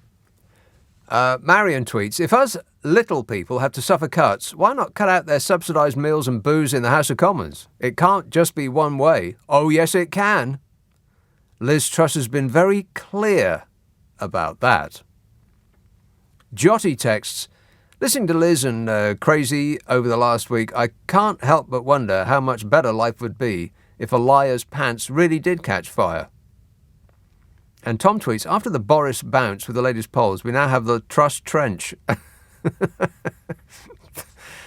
The Truss Trench. That is a disgrace. It is a disgrace. They're picking on you, Liz. It's nothing you've done, don't worry. Trevor emails, if the Tories get sick of Truss, they could just they just have to remove her batteries. Affirmative. Like she's a robot. She does appear to be a little robotic. She makes Theresa May seem like a humanoid. How many texts and emails have we got? Oh, just 11 pages. Oh, my God. You know me, I never complain. Stop whining. Rebecca says, Secretary of State for Wales, Robert Buckland, was on the BBC this morning talking about the tough decisions that Liz had taken. He actually said she is willing to be unpopular. Yeah, well, she said that. She said, I am willing to take the decisions that make me unpopular. Well, job done. Great success, Liz. It's hard to think of anybody who's less popular right now without going to Russia. Danielle says, have a look at the Sunday Times article about the drinks receptions held by Crazy. He's called a useful idiot by by his city pals. If a friend calls you a useful idiot, they're not really your friend. But you still might be a useful idiot. What a way to run a country, eh? Dreadful. 0345 6060 973. Text 84850. Email nick@lbc.co.uk. If you're on Twitter, it's @LBC. Here, did you hear about the Tory councillors in Bedfordshire? Wow. I mean, double wow with cream on top. I'll come to that in a minute. Nick Abbot, LBC.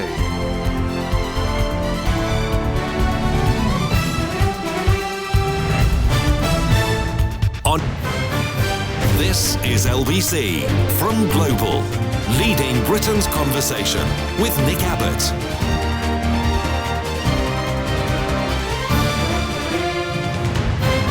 Everything is going extremely well. You bet your life it is. 0345 6060 973. Norman texts, have you seen the Guardian story about our Prime Minister banning King Charles from attending the COP27? She doesn't just hate us little people, she also hates the planet and wants it destroyed. We've got to get out of here. We're not safe in the UK. We should be grabbing dinghies and asking France to take us in as refugees. It is incredible. I mean, wow. She's just got her knees under the desk and she's ordering the king around. This is the story from The Guardian. King Charles III has reportedly abandoned plans to attend and deliver a speech at the COP27 Climate Change Summit on the advice of Liz Truss. Advice. The monarch, a veteran campaigner on environmental issues, had been invited to the 27th UN Climate Change Conference in Sharm el-Sheikh in Egypt next month, but the Prime Minister is understood to have raised objections during a personal audience at Buckingham Palace last month, according to the Sunday Times. Buckingham Palace has confirmed that King Charles will not attend the summit. A senior royal source told the newspaper it's no mystery that the king was invited to go there. He had to think very carefully about what steps to take for his first overseas tour, and he's not going to be attending the COP. They said the decision was made on the government's advice and was entirely in the spirit of being ever mindful as king that he acts on government advice. Oh, I think you should ditch that plan straight away. I mean, I know it's a bit rich for a man who lives in manors and houses and cottages and estates and lodges and castles and palaces to lecture the world on climate change, but he seems to have his heart in the right place on those and many other issues. Liz Truss, on the other hand, 0345 6060 973. Bodmin. Hello, Malcolm. Hey, Nick. How are you doing? Good, thanks. Nick, I rang in, bizarrely, to say, strangely, that I have no words. Now, you got a clip about words, but I have no words. It's been a weird day, Nick. As much as I want to rage... A weird day? What about the rest of the year so far? No, but the week has been hot, doesn't it? I mean, in terms of politics. But today is a weird one, I think. Maybe it's me. And you had a strange... I mean, brilliant intro this evening, Nick. But you've had a strange array of callers tonight. Oh, haven't I ever? You've had, in my view, at least 3 trust bands masquerading as Labour supporters, saying things like, I'm going to vote Labour, but, oh my God, Keir Starmer's awful. Yeah. The policies are pants, but I'm going to vote for them. I mean, oh my God, Nick, what's the world coming to? But anyway, Prince Charles. I reckon that... Wow, you're all over the shop, Malcolm. You need a map to keep up with you. Okay, Prince Charles. Well, yeah, that's the weird thing. I rang in to say I have no words, and right. I found it strange because I enjoy of an evening giving you a ring of a yarn. Mm-hmm. But, the Prince Charles thing, I think that really smacks of something, doesn't it? I can't put my finger on what it is, but if she's commanding the king that he should, not visit a gathering. All he was going to say is, might it be a great idea if we just don't ruin our only home? We pin our hopes on finding another planet that is livable. Well, that's never going to happen. So let's take care of the one that we got. I would expect would be his address, and that's too extreme an eco position for Liz Truss. We're doomed. The way it's headed, Nick, and again, the way I felt earlier, and what I said to your call operator, I got to get on the air simply to say I've got no words. That you have no words. I'm very highly educated. I know words. I have the best words. Don't worry about it. I know somebody who knows words. He has the best words. I think it means something. I think over the next few days, week, something big is going to happen with Truss. Because I've never experienced anything like this in my 62 years and my 40 years. She's going to shed her skin, and the Terminator is going to step out of it. Affirmative. Oh, they're showing clips of her on all of the news programs this year. And I mean, talk about somebody masquerading as something they're not. I mean, her Prime Minister, for heaven's sake. Yeah, you don't need words. You just need to restate what's actually happening. Liz Truss, Prime Minister. Nothing else need be said. All right, thanks a lot, Malcolm. 0345 6060 973. I don't know what we did to deserve this, but it must have been pretty bad. Thank you, sir. May I have another? Have you heard about the Tory councillors in Bedfordshire? I mean, good grief. I'll come to that in a minute. CJ says, I hope you're well. Your show is the best thing this side of the impending nuclear holocaust. And Philip tweets, oh, come on, Nick. Mistrust and the Conservative Party are doing their best. Besides, everything is Sir Keir's fault. The Tories need just another 12 years to sort things out. That is correct. Yeah, just give them another 12 years. And they can sort out all of the problems that have been caused by the Conservative Party over the last 12 years. By which I mean it's all Jeremy Corbyn's fault. No! Thanks a lot, Jezza. See what you've done? Enfield, Daniel. Oh, hello, Nick. Lovely to speak to you again. Daniel. I think Charlie Boy had better watch himself, otherwise the Diz will send him to the tower, won't she? But he's got some keys. Don't worry about it. He'll let himself out. I've got a theory. I think that what's happened here is she's a stopgap. I think they know in 18 months' time they've got a general election. They have got very little to go on. All they got is the war on woke, and what else have they got? They've ruined the country. They've destroyed democracy in this country. So I think they're going to reignite the Brexit wars. And they put Liz Truss in because she was a Remainer. So they're going to then get rid of her, and then someone from the ERG will be put in, and then they're going to say they're going to bring us that Brexit utopia. We're going to at last be able to bask in the glow of them sunlit uplands.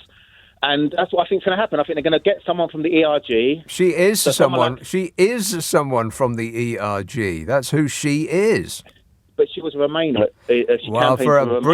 For a brief period, she was a Remainer, and then she became an absolute, total, and committed Brexiter. Yeah, because that's where the gravy train went. They're all gravy trainers. Maybe. But I think we're going to end up with someone like, and I know you'll be excited, Jacob Rees-Mogg being our next Prime Minister, or Andrew Bridgen, or Brexit hardman Steve Baker, or the big one. My name's Dominic Raab, and I'm a Tory. Maybe Dominic Raab. No, what about Michael Fabricant and the woodland creature lives on his head? Oh, well, you've stepped a little bit too far over the line there, Daniel. All right, thanks a lot, mate. See, it could actually get worse. Oh, no. It could get worse. I mean, this guy is Prime Minister. I don't know anything. Maybe him. He'd be guided by his faith. Please. Philip tweets, no, read that one. Paul says, if we want a general election now, we'll have to petition the king to dissolve the government, and that is what passes for democracy in this country. He won't do anything of the sort. Liz Truss will have him hog-tied and locked up in the cellar before such a thing would happen. I just don't. It's kind of bizarre. People in other countries must be looking in thinking, what's going on in there? Can you kids keep it down? 0345 6060 973. West Kilbride, Douglas. Oh, hello there. Hello there. Yes, how are you? Good, thanks. Morning. Good morning. It was good evening when I first phoned in. Yes. Now, my problem is, why were the previous two female prime ministers referred to respectively as Mrs. Thatcher and, what was the last one? Theresa May, Mrs. May, yes. Whereas this one is called Liz Truss, whereas her technical and legal married name is Mrs. O'Leary. Well, I don't think it's legal that they have to take their husband's name, is it? It's not a legal requirement. Possibly not, but why are they changing it? Well, why didn't they refer to Mrs. Thatcher as Miss Roberts? Because she had Miss Truss. Because she had taken the name Thatcher. I think it's up to you. Is it? Really, that's what exercises you at this moment. That little insignificant detail compared to everything else that's going on. Very insignificant detail. But what I would suggest is that a lot of the journalists that want to remove Ms. Truss / Mrs. O'Leary from position should start referring to her as that. That wouldn't have confused the population because they wouldn't know who to vote for. Right. Not really. No. It is kind of irritating that we call our politicians by their first name as though they're our friends. They're not our friends. And neither are they our pet. Yeah. Wait a minute. But thanks for that. Thanks for concentrating on the small stuff, Douglas. 0345 6060 973. A wise man on a cross once said, I'm forgive them, Father, for what they don't... What? Mark texts, a wise man on a cross once said, I'm forgive them, Father, for they don't know what they're doing. I don't think he did. It was like there or thereabouts, but not quite those words in the order in which you put them. Better luck next time there, Mark. Alexandra says, get Britain moving. Moving where? Where are we going to? Hell in a handcart, Alexandra. Hell in a handcart. Chris says, Simon Clarke's title, Levelling Up Secretary, is clearly ironic. Same as Crazy's unofficial title, Trickling Down Secretary, and Liz's Principal Functioning Human Being. Affirmative. She's a functioning human being.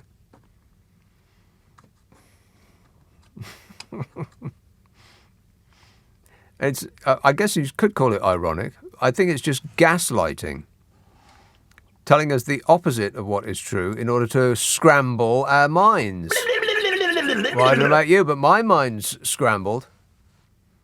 0345 6060 973. I'll tell you about the Tory councillors in a minute.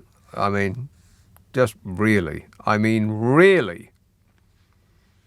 Even the Daily Mail is appalled. Hey, this podcast, this show does get stuck up the internet as a podcast. It's on Global Player. It's only on Global Player now. You used to be able to get it here, there and everywhere, baby, but now it's exclusive to Global Player. It's still free.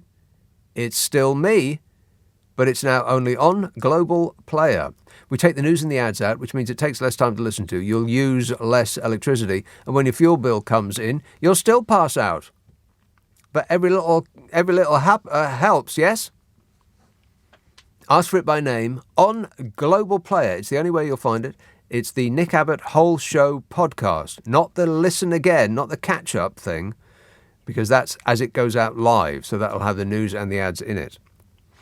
Listen to the podcast, and it won't.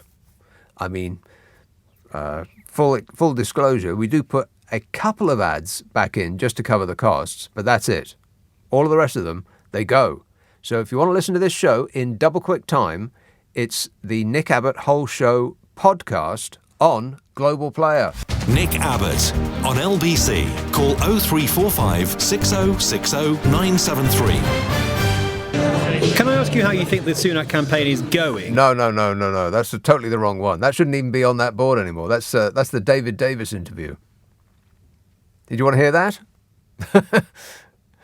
Oh, all right then. Can I ask you how you think the Sunak campaign is going? He was behind at the start. He now seems to be even further behind.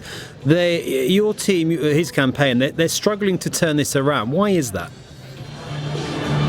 Well, we're still 6 weeks out yet, and it depends who you're talking to. If you talk to the ordinary members of the public, the majority of them think that Rishi will make a better Prime Minister. I think he'll make a fantastic Prime Minister, a really good one. And it's up to us to get that across. It's what we don't want to see is this turning into a sort of bidding contest, who can offer the lowest taxes and so on without paying the What we want to do is to have a contest of virtue. I think when it comes down to that, Rishi will win. My favourite political interview ever. Couldn't hear a word he said. Perfect. 0345 6060 973. James texts, did you see Angela Rayner's speech? She is the real Labour Party leader. Well, see, if she was the real Labour Party leader, then the Labour Party would probably not get in at the next general election.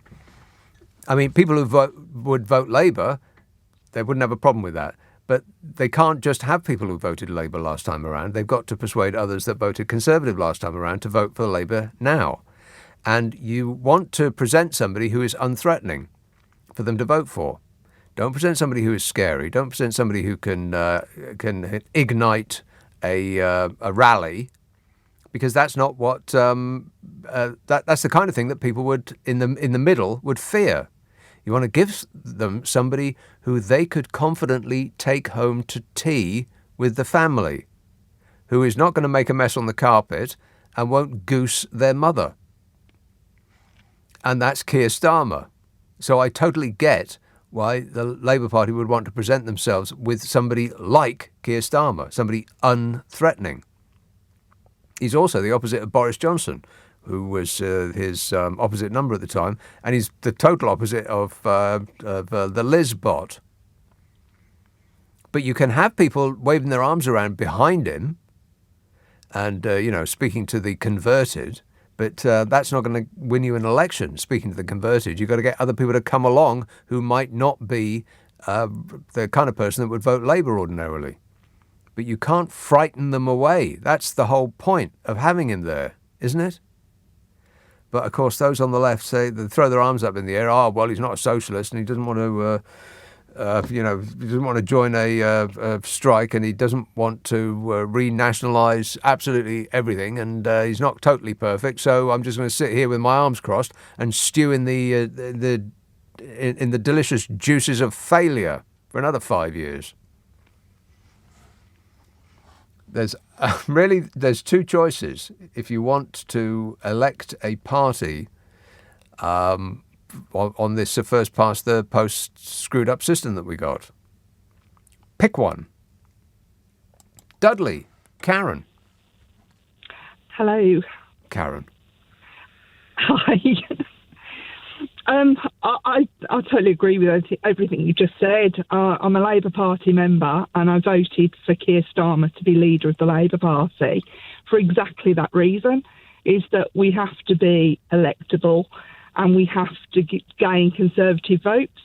And the trouble is we've had 12 years of Tories, and the latest reincarnations are cartoon characters, and people have forgot what genuine, decent people look like, right. or people that are capable of doing the job properly, who aren't about hiding in fridges and, having parties and throwing up all over Downing Street.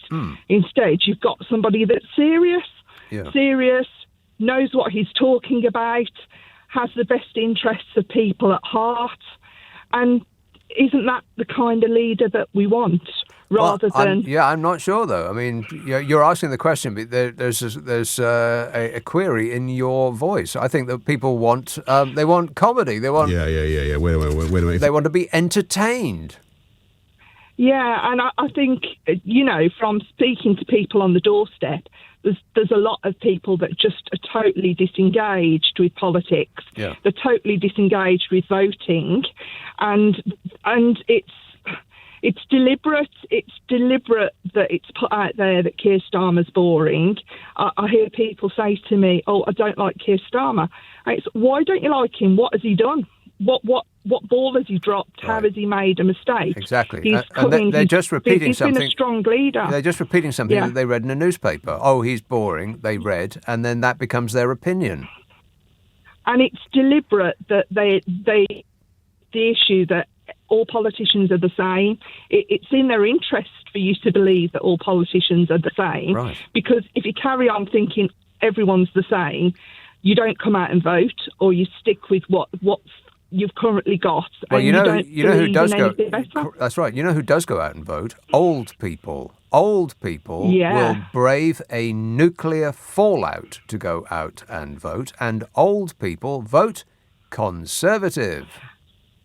And the problem that we've got now as well is the Conservative government have got their voter ID bill, where if you haven't got photographic ID, so if you're at the lower end of the socio-economic scale and you don't drive and you can't afford foreign holidays, you're going to be less likely to have a driving licence or a passport, and you're going to be potentially denied your vote. This is the what would Donald Trump do policy. This is precisely what the Republicans are doing in America, with even greater effect than here because of the distances that people have to travel to go and vote in America. And it just, while we've sat back, well, for 12 years, we've had various reincarnations of the Tory party. And I think at the moment we're just in the situation where the mask has slipped for a bit so people can actually see who they really are and what their real agenda is. And it just worries me that something will happen and the momentum won't carry forward, and the general public have a very short memory. You know, if you ask them to think back, they'll have forgot that Boris Johnson said, let the bodies pile high. They'll have forgot that he missed 5 Cobra meetings. Right. They'll have forgot that he took us down the Brexit route and has delivered Brexit, but he hasn't really, has he? Because it's still ongoing. And they'll just remember the feeling. They'll forget the details, Karen, and they'll just remember the feeling. And he used to make them feel good because he was that funny bloke off the telly. Yeah, I think you're completely correct in every respect. Thanks a lot, Karen. Cheers, my dear. Cheer up, mate. It might never... Oh, no, that's right. It already has. Les texts. I just thought I'd send this text just in time for it to be read out by Christmas. Hey, Les. Stop whining. I'm getting to them as fast as I can. It's just they're coming in faster than I can read them. Becky says, the only way out of this is for the mass production of a Liz doll in time for Christmas with all the little matching outfits. Tank Liz, Welder Liz, Conference Liz, which will sell like hotcakes and the profits will pay off the country's debts. With Cami Kwasi in charge of marketing, what could possibly go wrong? And Rishi says, come back, Theresa May. All is forgiven. Let's have Aberdeen. Hello, Jane. Is it me? It sounds like you. It must be me. Yes, Jane. I didn't expect to be on. Shall I put you back on hold? I could take you after the news.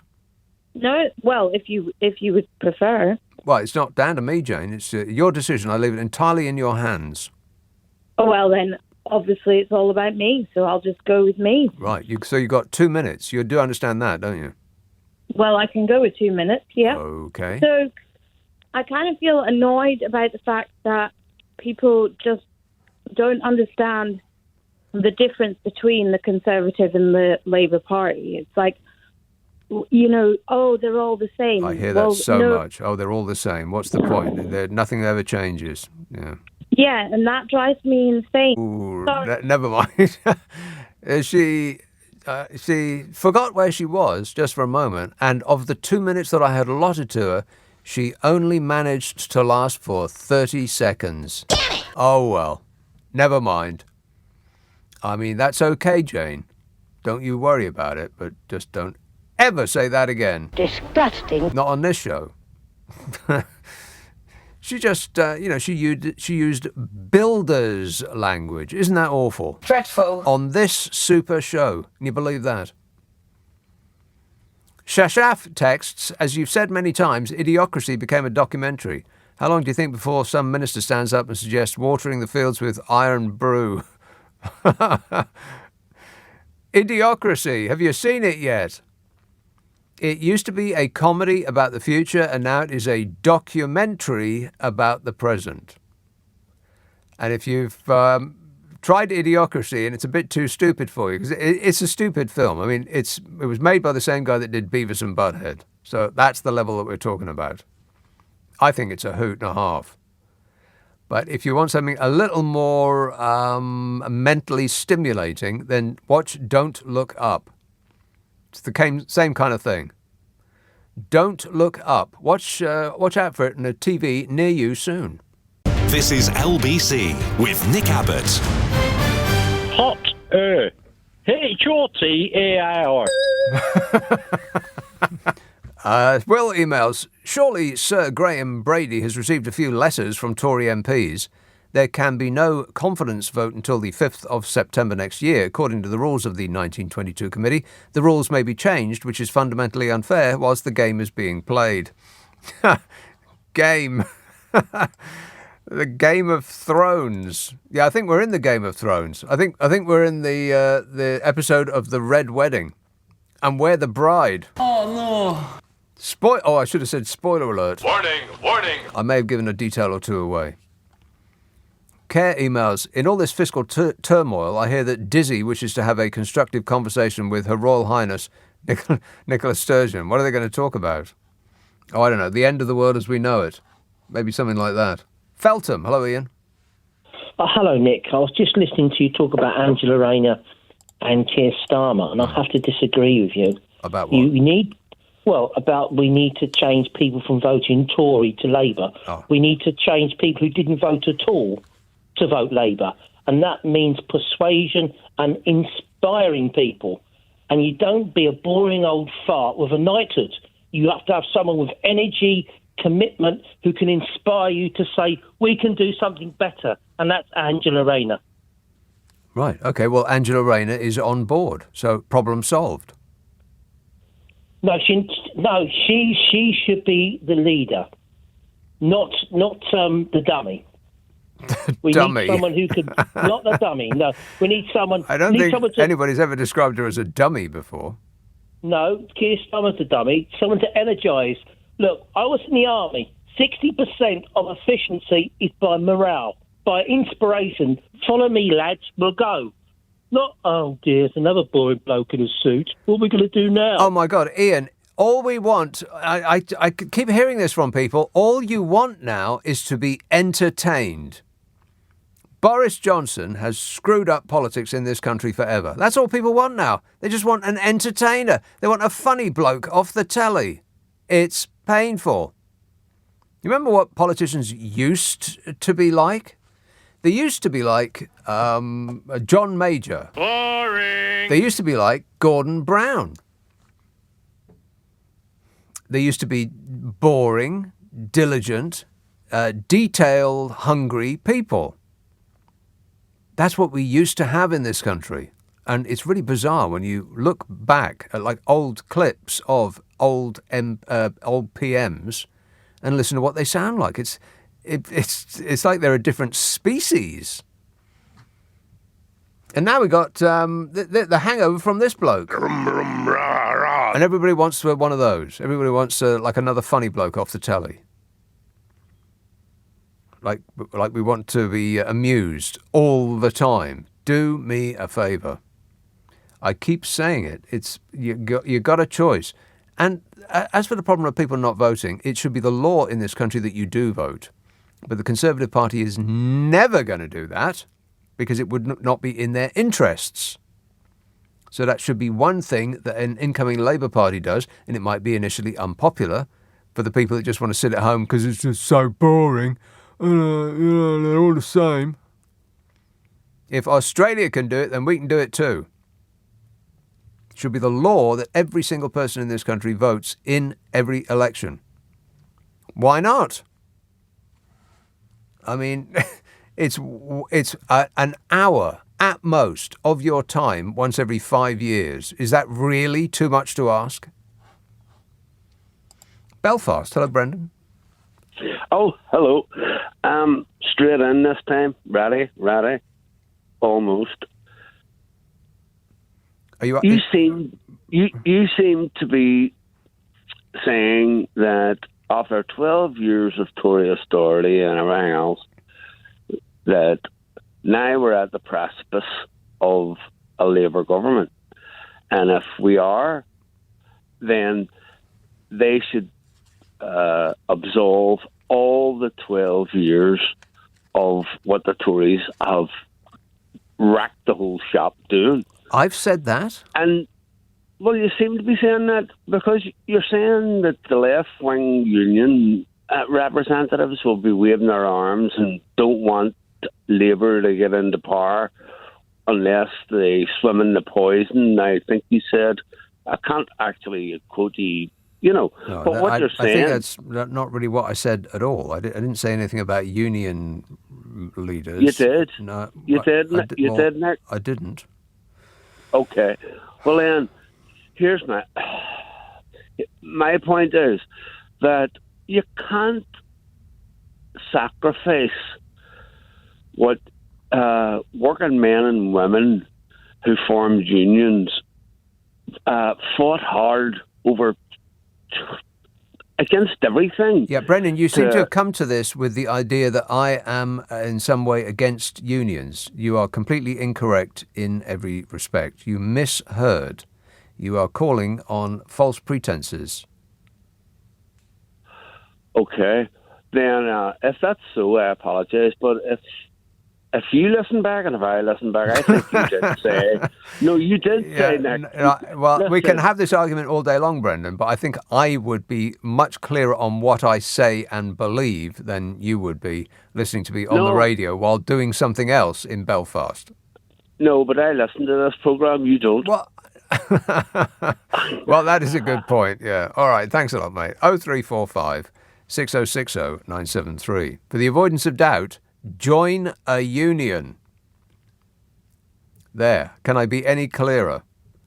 Des emails. I've got this image in my head of Truss sat bolt upright in a Brummie travel lodge, feeling very proud of herself as her scriptwriters panic, trying to say what the hell she can... Trying to what? That makes no sense. Michael emails, Quasi Quart... before hitting send, just check what you've written to see whether it makes any sense. That's my best advice to you. Michael emails, Crazy Kwarteng's given name is Ghanaian. It means born on Sunday. A common way to name children in Ghana. Checking his date of birth, it reveals the 26th of May, 1975, which is a Monday. Like him, it just doesn't add up. Right. I didn't know that. The stuff you learn on this show. Educational, no? No. Ailing emails. It's like poor Liz Truss it's like poor Liz Truss in truly real robotic manner has discs which are slotted in to control what she says and does. I think someone is playing tricks with her and has damaged and reinserted Am the Tory disc.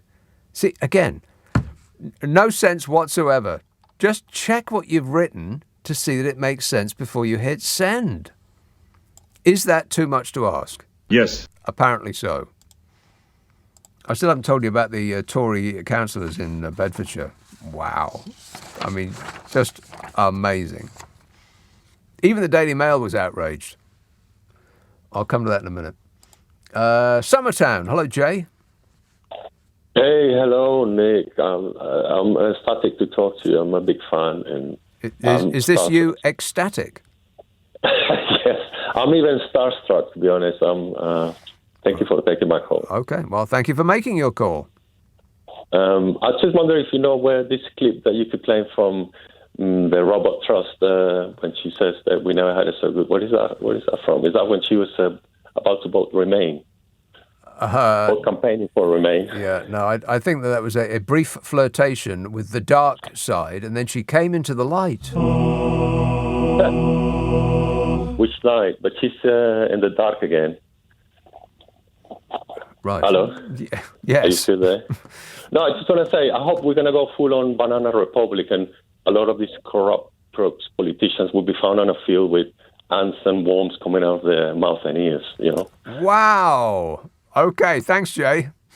Didn't expect that. 0345 6060 973. The stuff you hear on this show. Dreadful. Alan text, Trussonomics, crash the pensions industry, get us pensioners in the field so we don't have to use heating in the daytime. We'll be picking crops, hanging our trugs on our zimmers, and bury us where we fall, saving on funeral fees. Great plan. What's a trug? Again, makes no sense. Paul says, Megadeth were around when I was 14 years old. I'm 50 now. Nearly death would be more apt. Huh. Hugo tweets, the Tory MPs are lined up to defend the minuscule budget to claim, well, we had to do something different, try something new, as though they were trying a new recipe for dinner. This is called minimising a massive gamble with the public purse. And John says the government petition to have an immediate general election is now up to 350,000 signatures. Yeah, I've got details about that. One moment. Where is it? Oh, here we go. This was after just loads and loads of people joined protests up and down the country yesterday. Thousands gathered in dozens of towns to register their anger at the cost of living crisis in what organisers described as the largest wave of simultaneous protests seen in Britain for years. This is according to The Guardian. And like I said at the beginning of the show, or according to the Mail, eco-protest hippie snowflakes organise a mega demo. From Eastbourne to Edinburgh, Newcastle to Norwich, huge turnouts were described throughout the UK at protests timed to coincide with the jump in the gas and electricity prices.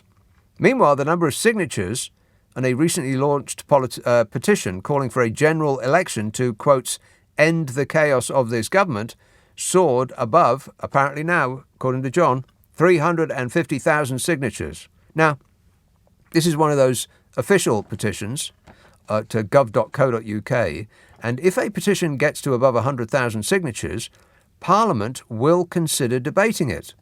Now, this one's at 350,000 signatures, so Parliament will consider debating it, and no doubt they will consider that they don't want to. And that'll be the end of it. 0345 6060 973, Friday, Saturday, Sunday night at 10, Nick Abbott, LBC. This is LBC with Nick Abbott. Call 0345 6060 973. Tweet at LBC. Text 84850. Come on, we're running late. 0345 6060 973. Let's go to Portugal and talk to a bloke called Mark. Mark. Nick, hey man, how's it going? It's going great, mate. It's good. Well, from Portugal, listening to the news from England, I don't reckon it's so great over there at all.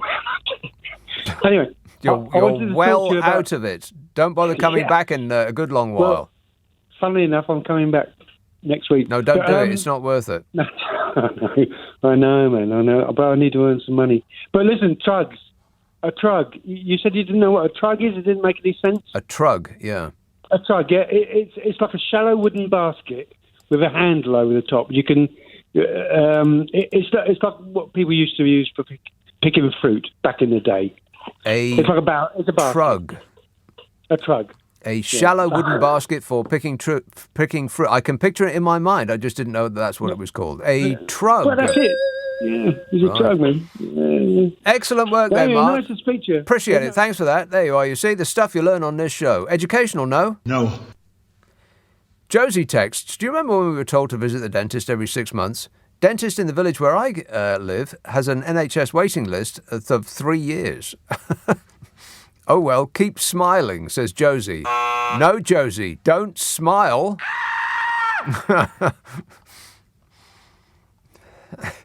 Cindy says the Lib Dems might win because Labour are bound to shoot themselves in the foot, get lost in a squabble, or attempt a coup. Well, I don't know about the attempting a coup part, but they will get lost in a squabble.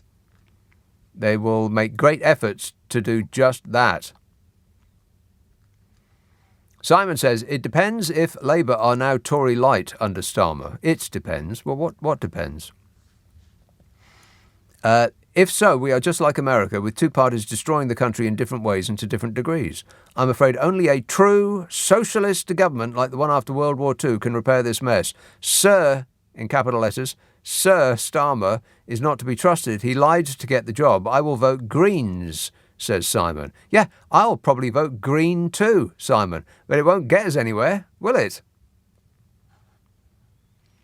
Apara tweets, could you please tell your listeners what we say for the Democrats in the US? An election is not a love affair. There's no need for the relationship between voters and political parties to be perfect. They need to be comfortable with each other and move towards a common goal. That's right. Let's see if I've got time for Pontypridd. Louise. Hello? Louise. Hi. Can I ask you something? No.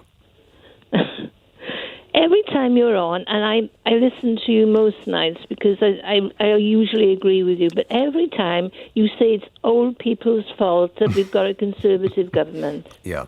Now, why is that?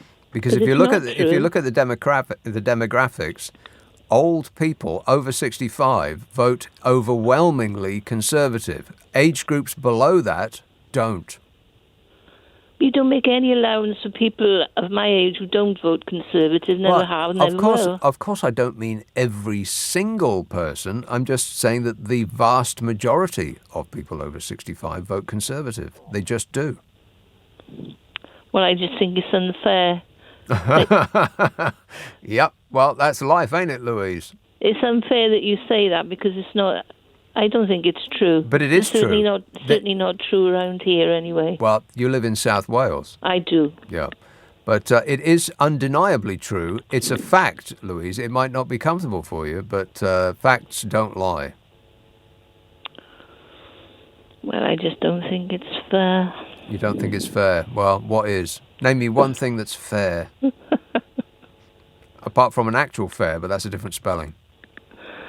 Have you had a look at the Sunday Times for today? No, I'm doing a bit of a show at the moment, so I haven't had time. Why? What's in it? There's something fishy going on. Something fishy? You can say that again. Literally with Kwasi. He's been up to something. Up to something. Well, leave it with me, Louise, and I'll look into it. You have a look at it and see what you think. And Okay. I still don't think it's fair. Don't keep blaming elderly people because we're stuck with truck and whatever bloody name is. Right. Okay, Louise, it's not your fault. Let's agree on that. Cheers, my dear. Right, here's this story. This is in the Mail. Even the Mail are furious with the Tories. They kept writing about these councillors and kept reminding us that they were Conservatives. It's almost as though a rogue reporter got in to write this story to really paint the Conservative Party in the worst possible light. Oh, here it is. You ready? Local councillors have been accused of telling sob stories about how they are struggling in the cost of living crisis to ensure their own pay rises after they rejected debating a boost for free school meals moments before. What? Tories, see, this is a reporter, not me saying it. He's highlighting, he or she, sexist, highlighting which party they're from. Tories at Central Bedfordshire Council unanimously voted against debating a motion for an inflationary 10% uplift to the free school meals budget, which provides just 82 pence worth of food per child per day. 82p. Millionaire Tory cabinet member, Councillor Steve Dixon, who is one of the largest shareholders in a major UK developer, said that, quotes, "It doesn't matter if you live in a cottage or a manor house, we're all affected by the cost of living increases." Mr. Dixon, who would have earned in the region of £160,000 in dividends last year for his stake in the parent company of developer Wilmot Dixon, Hardwick Investments, which turns over more than £1 billion a year, also received over £31,000 in allowances in the last year. Minutes after shooting down the free school meals debate, Tories passionately argued against a motion to stop their own allowances, over £1 million a year between them, from automatically rising with inflation, and voted down the possibility of even discussing it. Now get this, the free school meals budget for children who might otherwise go hungry is £660,000 a year, and that's too much. The Tories' allowances are over £1 million a year, and that's not enough. Are you beginning to get the picture yet? The motion to boost the authority's free school meals budget, made by independent opposition councillor Gareth Mackay last Thursday, was directed to the council executive, who appeared unlikely to approve it. It's a Tory council. An independent councillor thought that it might be a good idea to raise the amount that they spent on hungry children's meals from 82p. Tory councillors said, no, that's fine with me. 82p sounds like what a meal would cost. And oh, by the way, can I, a millionaire, have more money on my allowances? Are you getting the picture yet? In the full council meeting last Thursday, September the 22nd, independent opposition councillor Gareth Mackay said, in my day job, I have an intimate knowledge of the wholesale prices of food. We hear that many families have got to make the choice of heating or eating, and that's becoming, even with government support, all the more prevalent in the country. He said, I asked one of my schools, my local schools, what they spend on free school meals, and the shocking fact is that once you take out the cost of energy and staffing, the price per child per meal per day is 82 pence. He says, who on earth can go out and buy anything nutritious for 82 pence? This independent councillor implored the council to do the art of the possible and support his motion to target 11,000 children whose only substantial meal may be their free school meal. And the Tory council said no. Seconds after the free school meals motion was shot down, fellow independent councillor John Baker proposed a motion to forego the inflationary element of the members' allowances increase for this year. And the Tory council said, wow, we don't want to do that. While the pay rise had yet to be determined, with inflation so high, the inflationary index is likely to be at least 5%, possibly 10%, a total rise of between £50,000 and £100,000 on the Tory councillors' allowances. The motion to forego the councillors' allowances was voted down on the Tory-led council, so councillors will see their allowances rise with inflation. The children get nothing. Millionaire Conservatives get a pay rise. Are you beginning to get the picture yet? I mean, wow. And that was in the Daily Mail. I've truncated it for you, but the amount of times that the reporter reminded us that these were Tory councillors, I just lost count. Good work, that person. I'm going to be back tonight at 10 o'clock for my abnormal normal show. What you've been listening to is my normal abnormal shows. So I'm back at 10.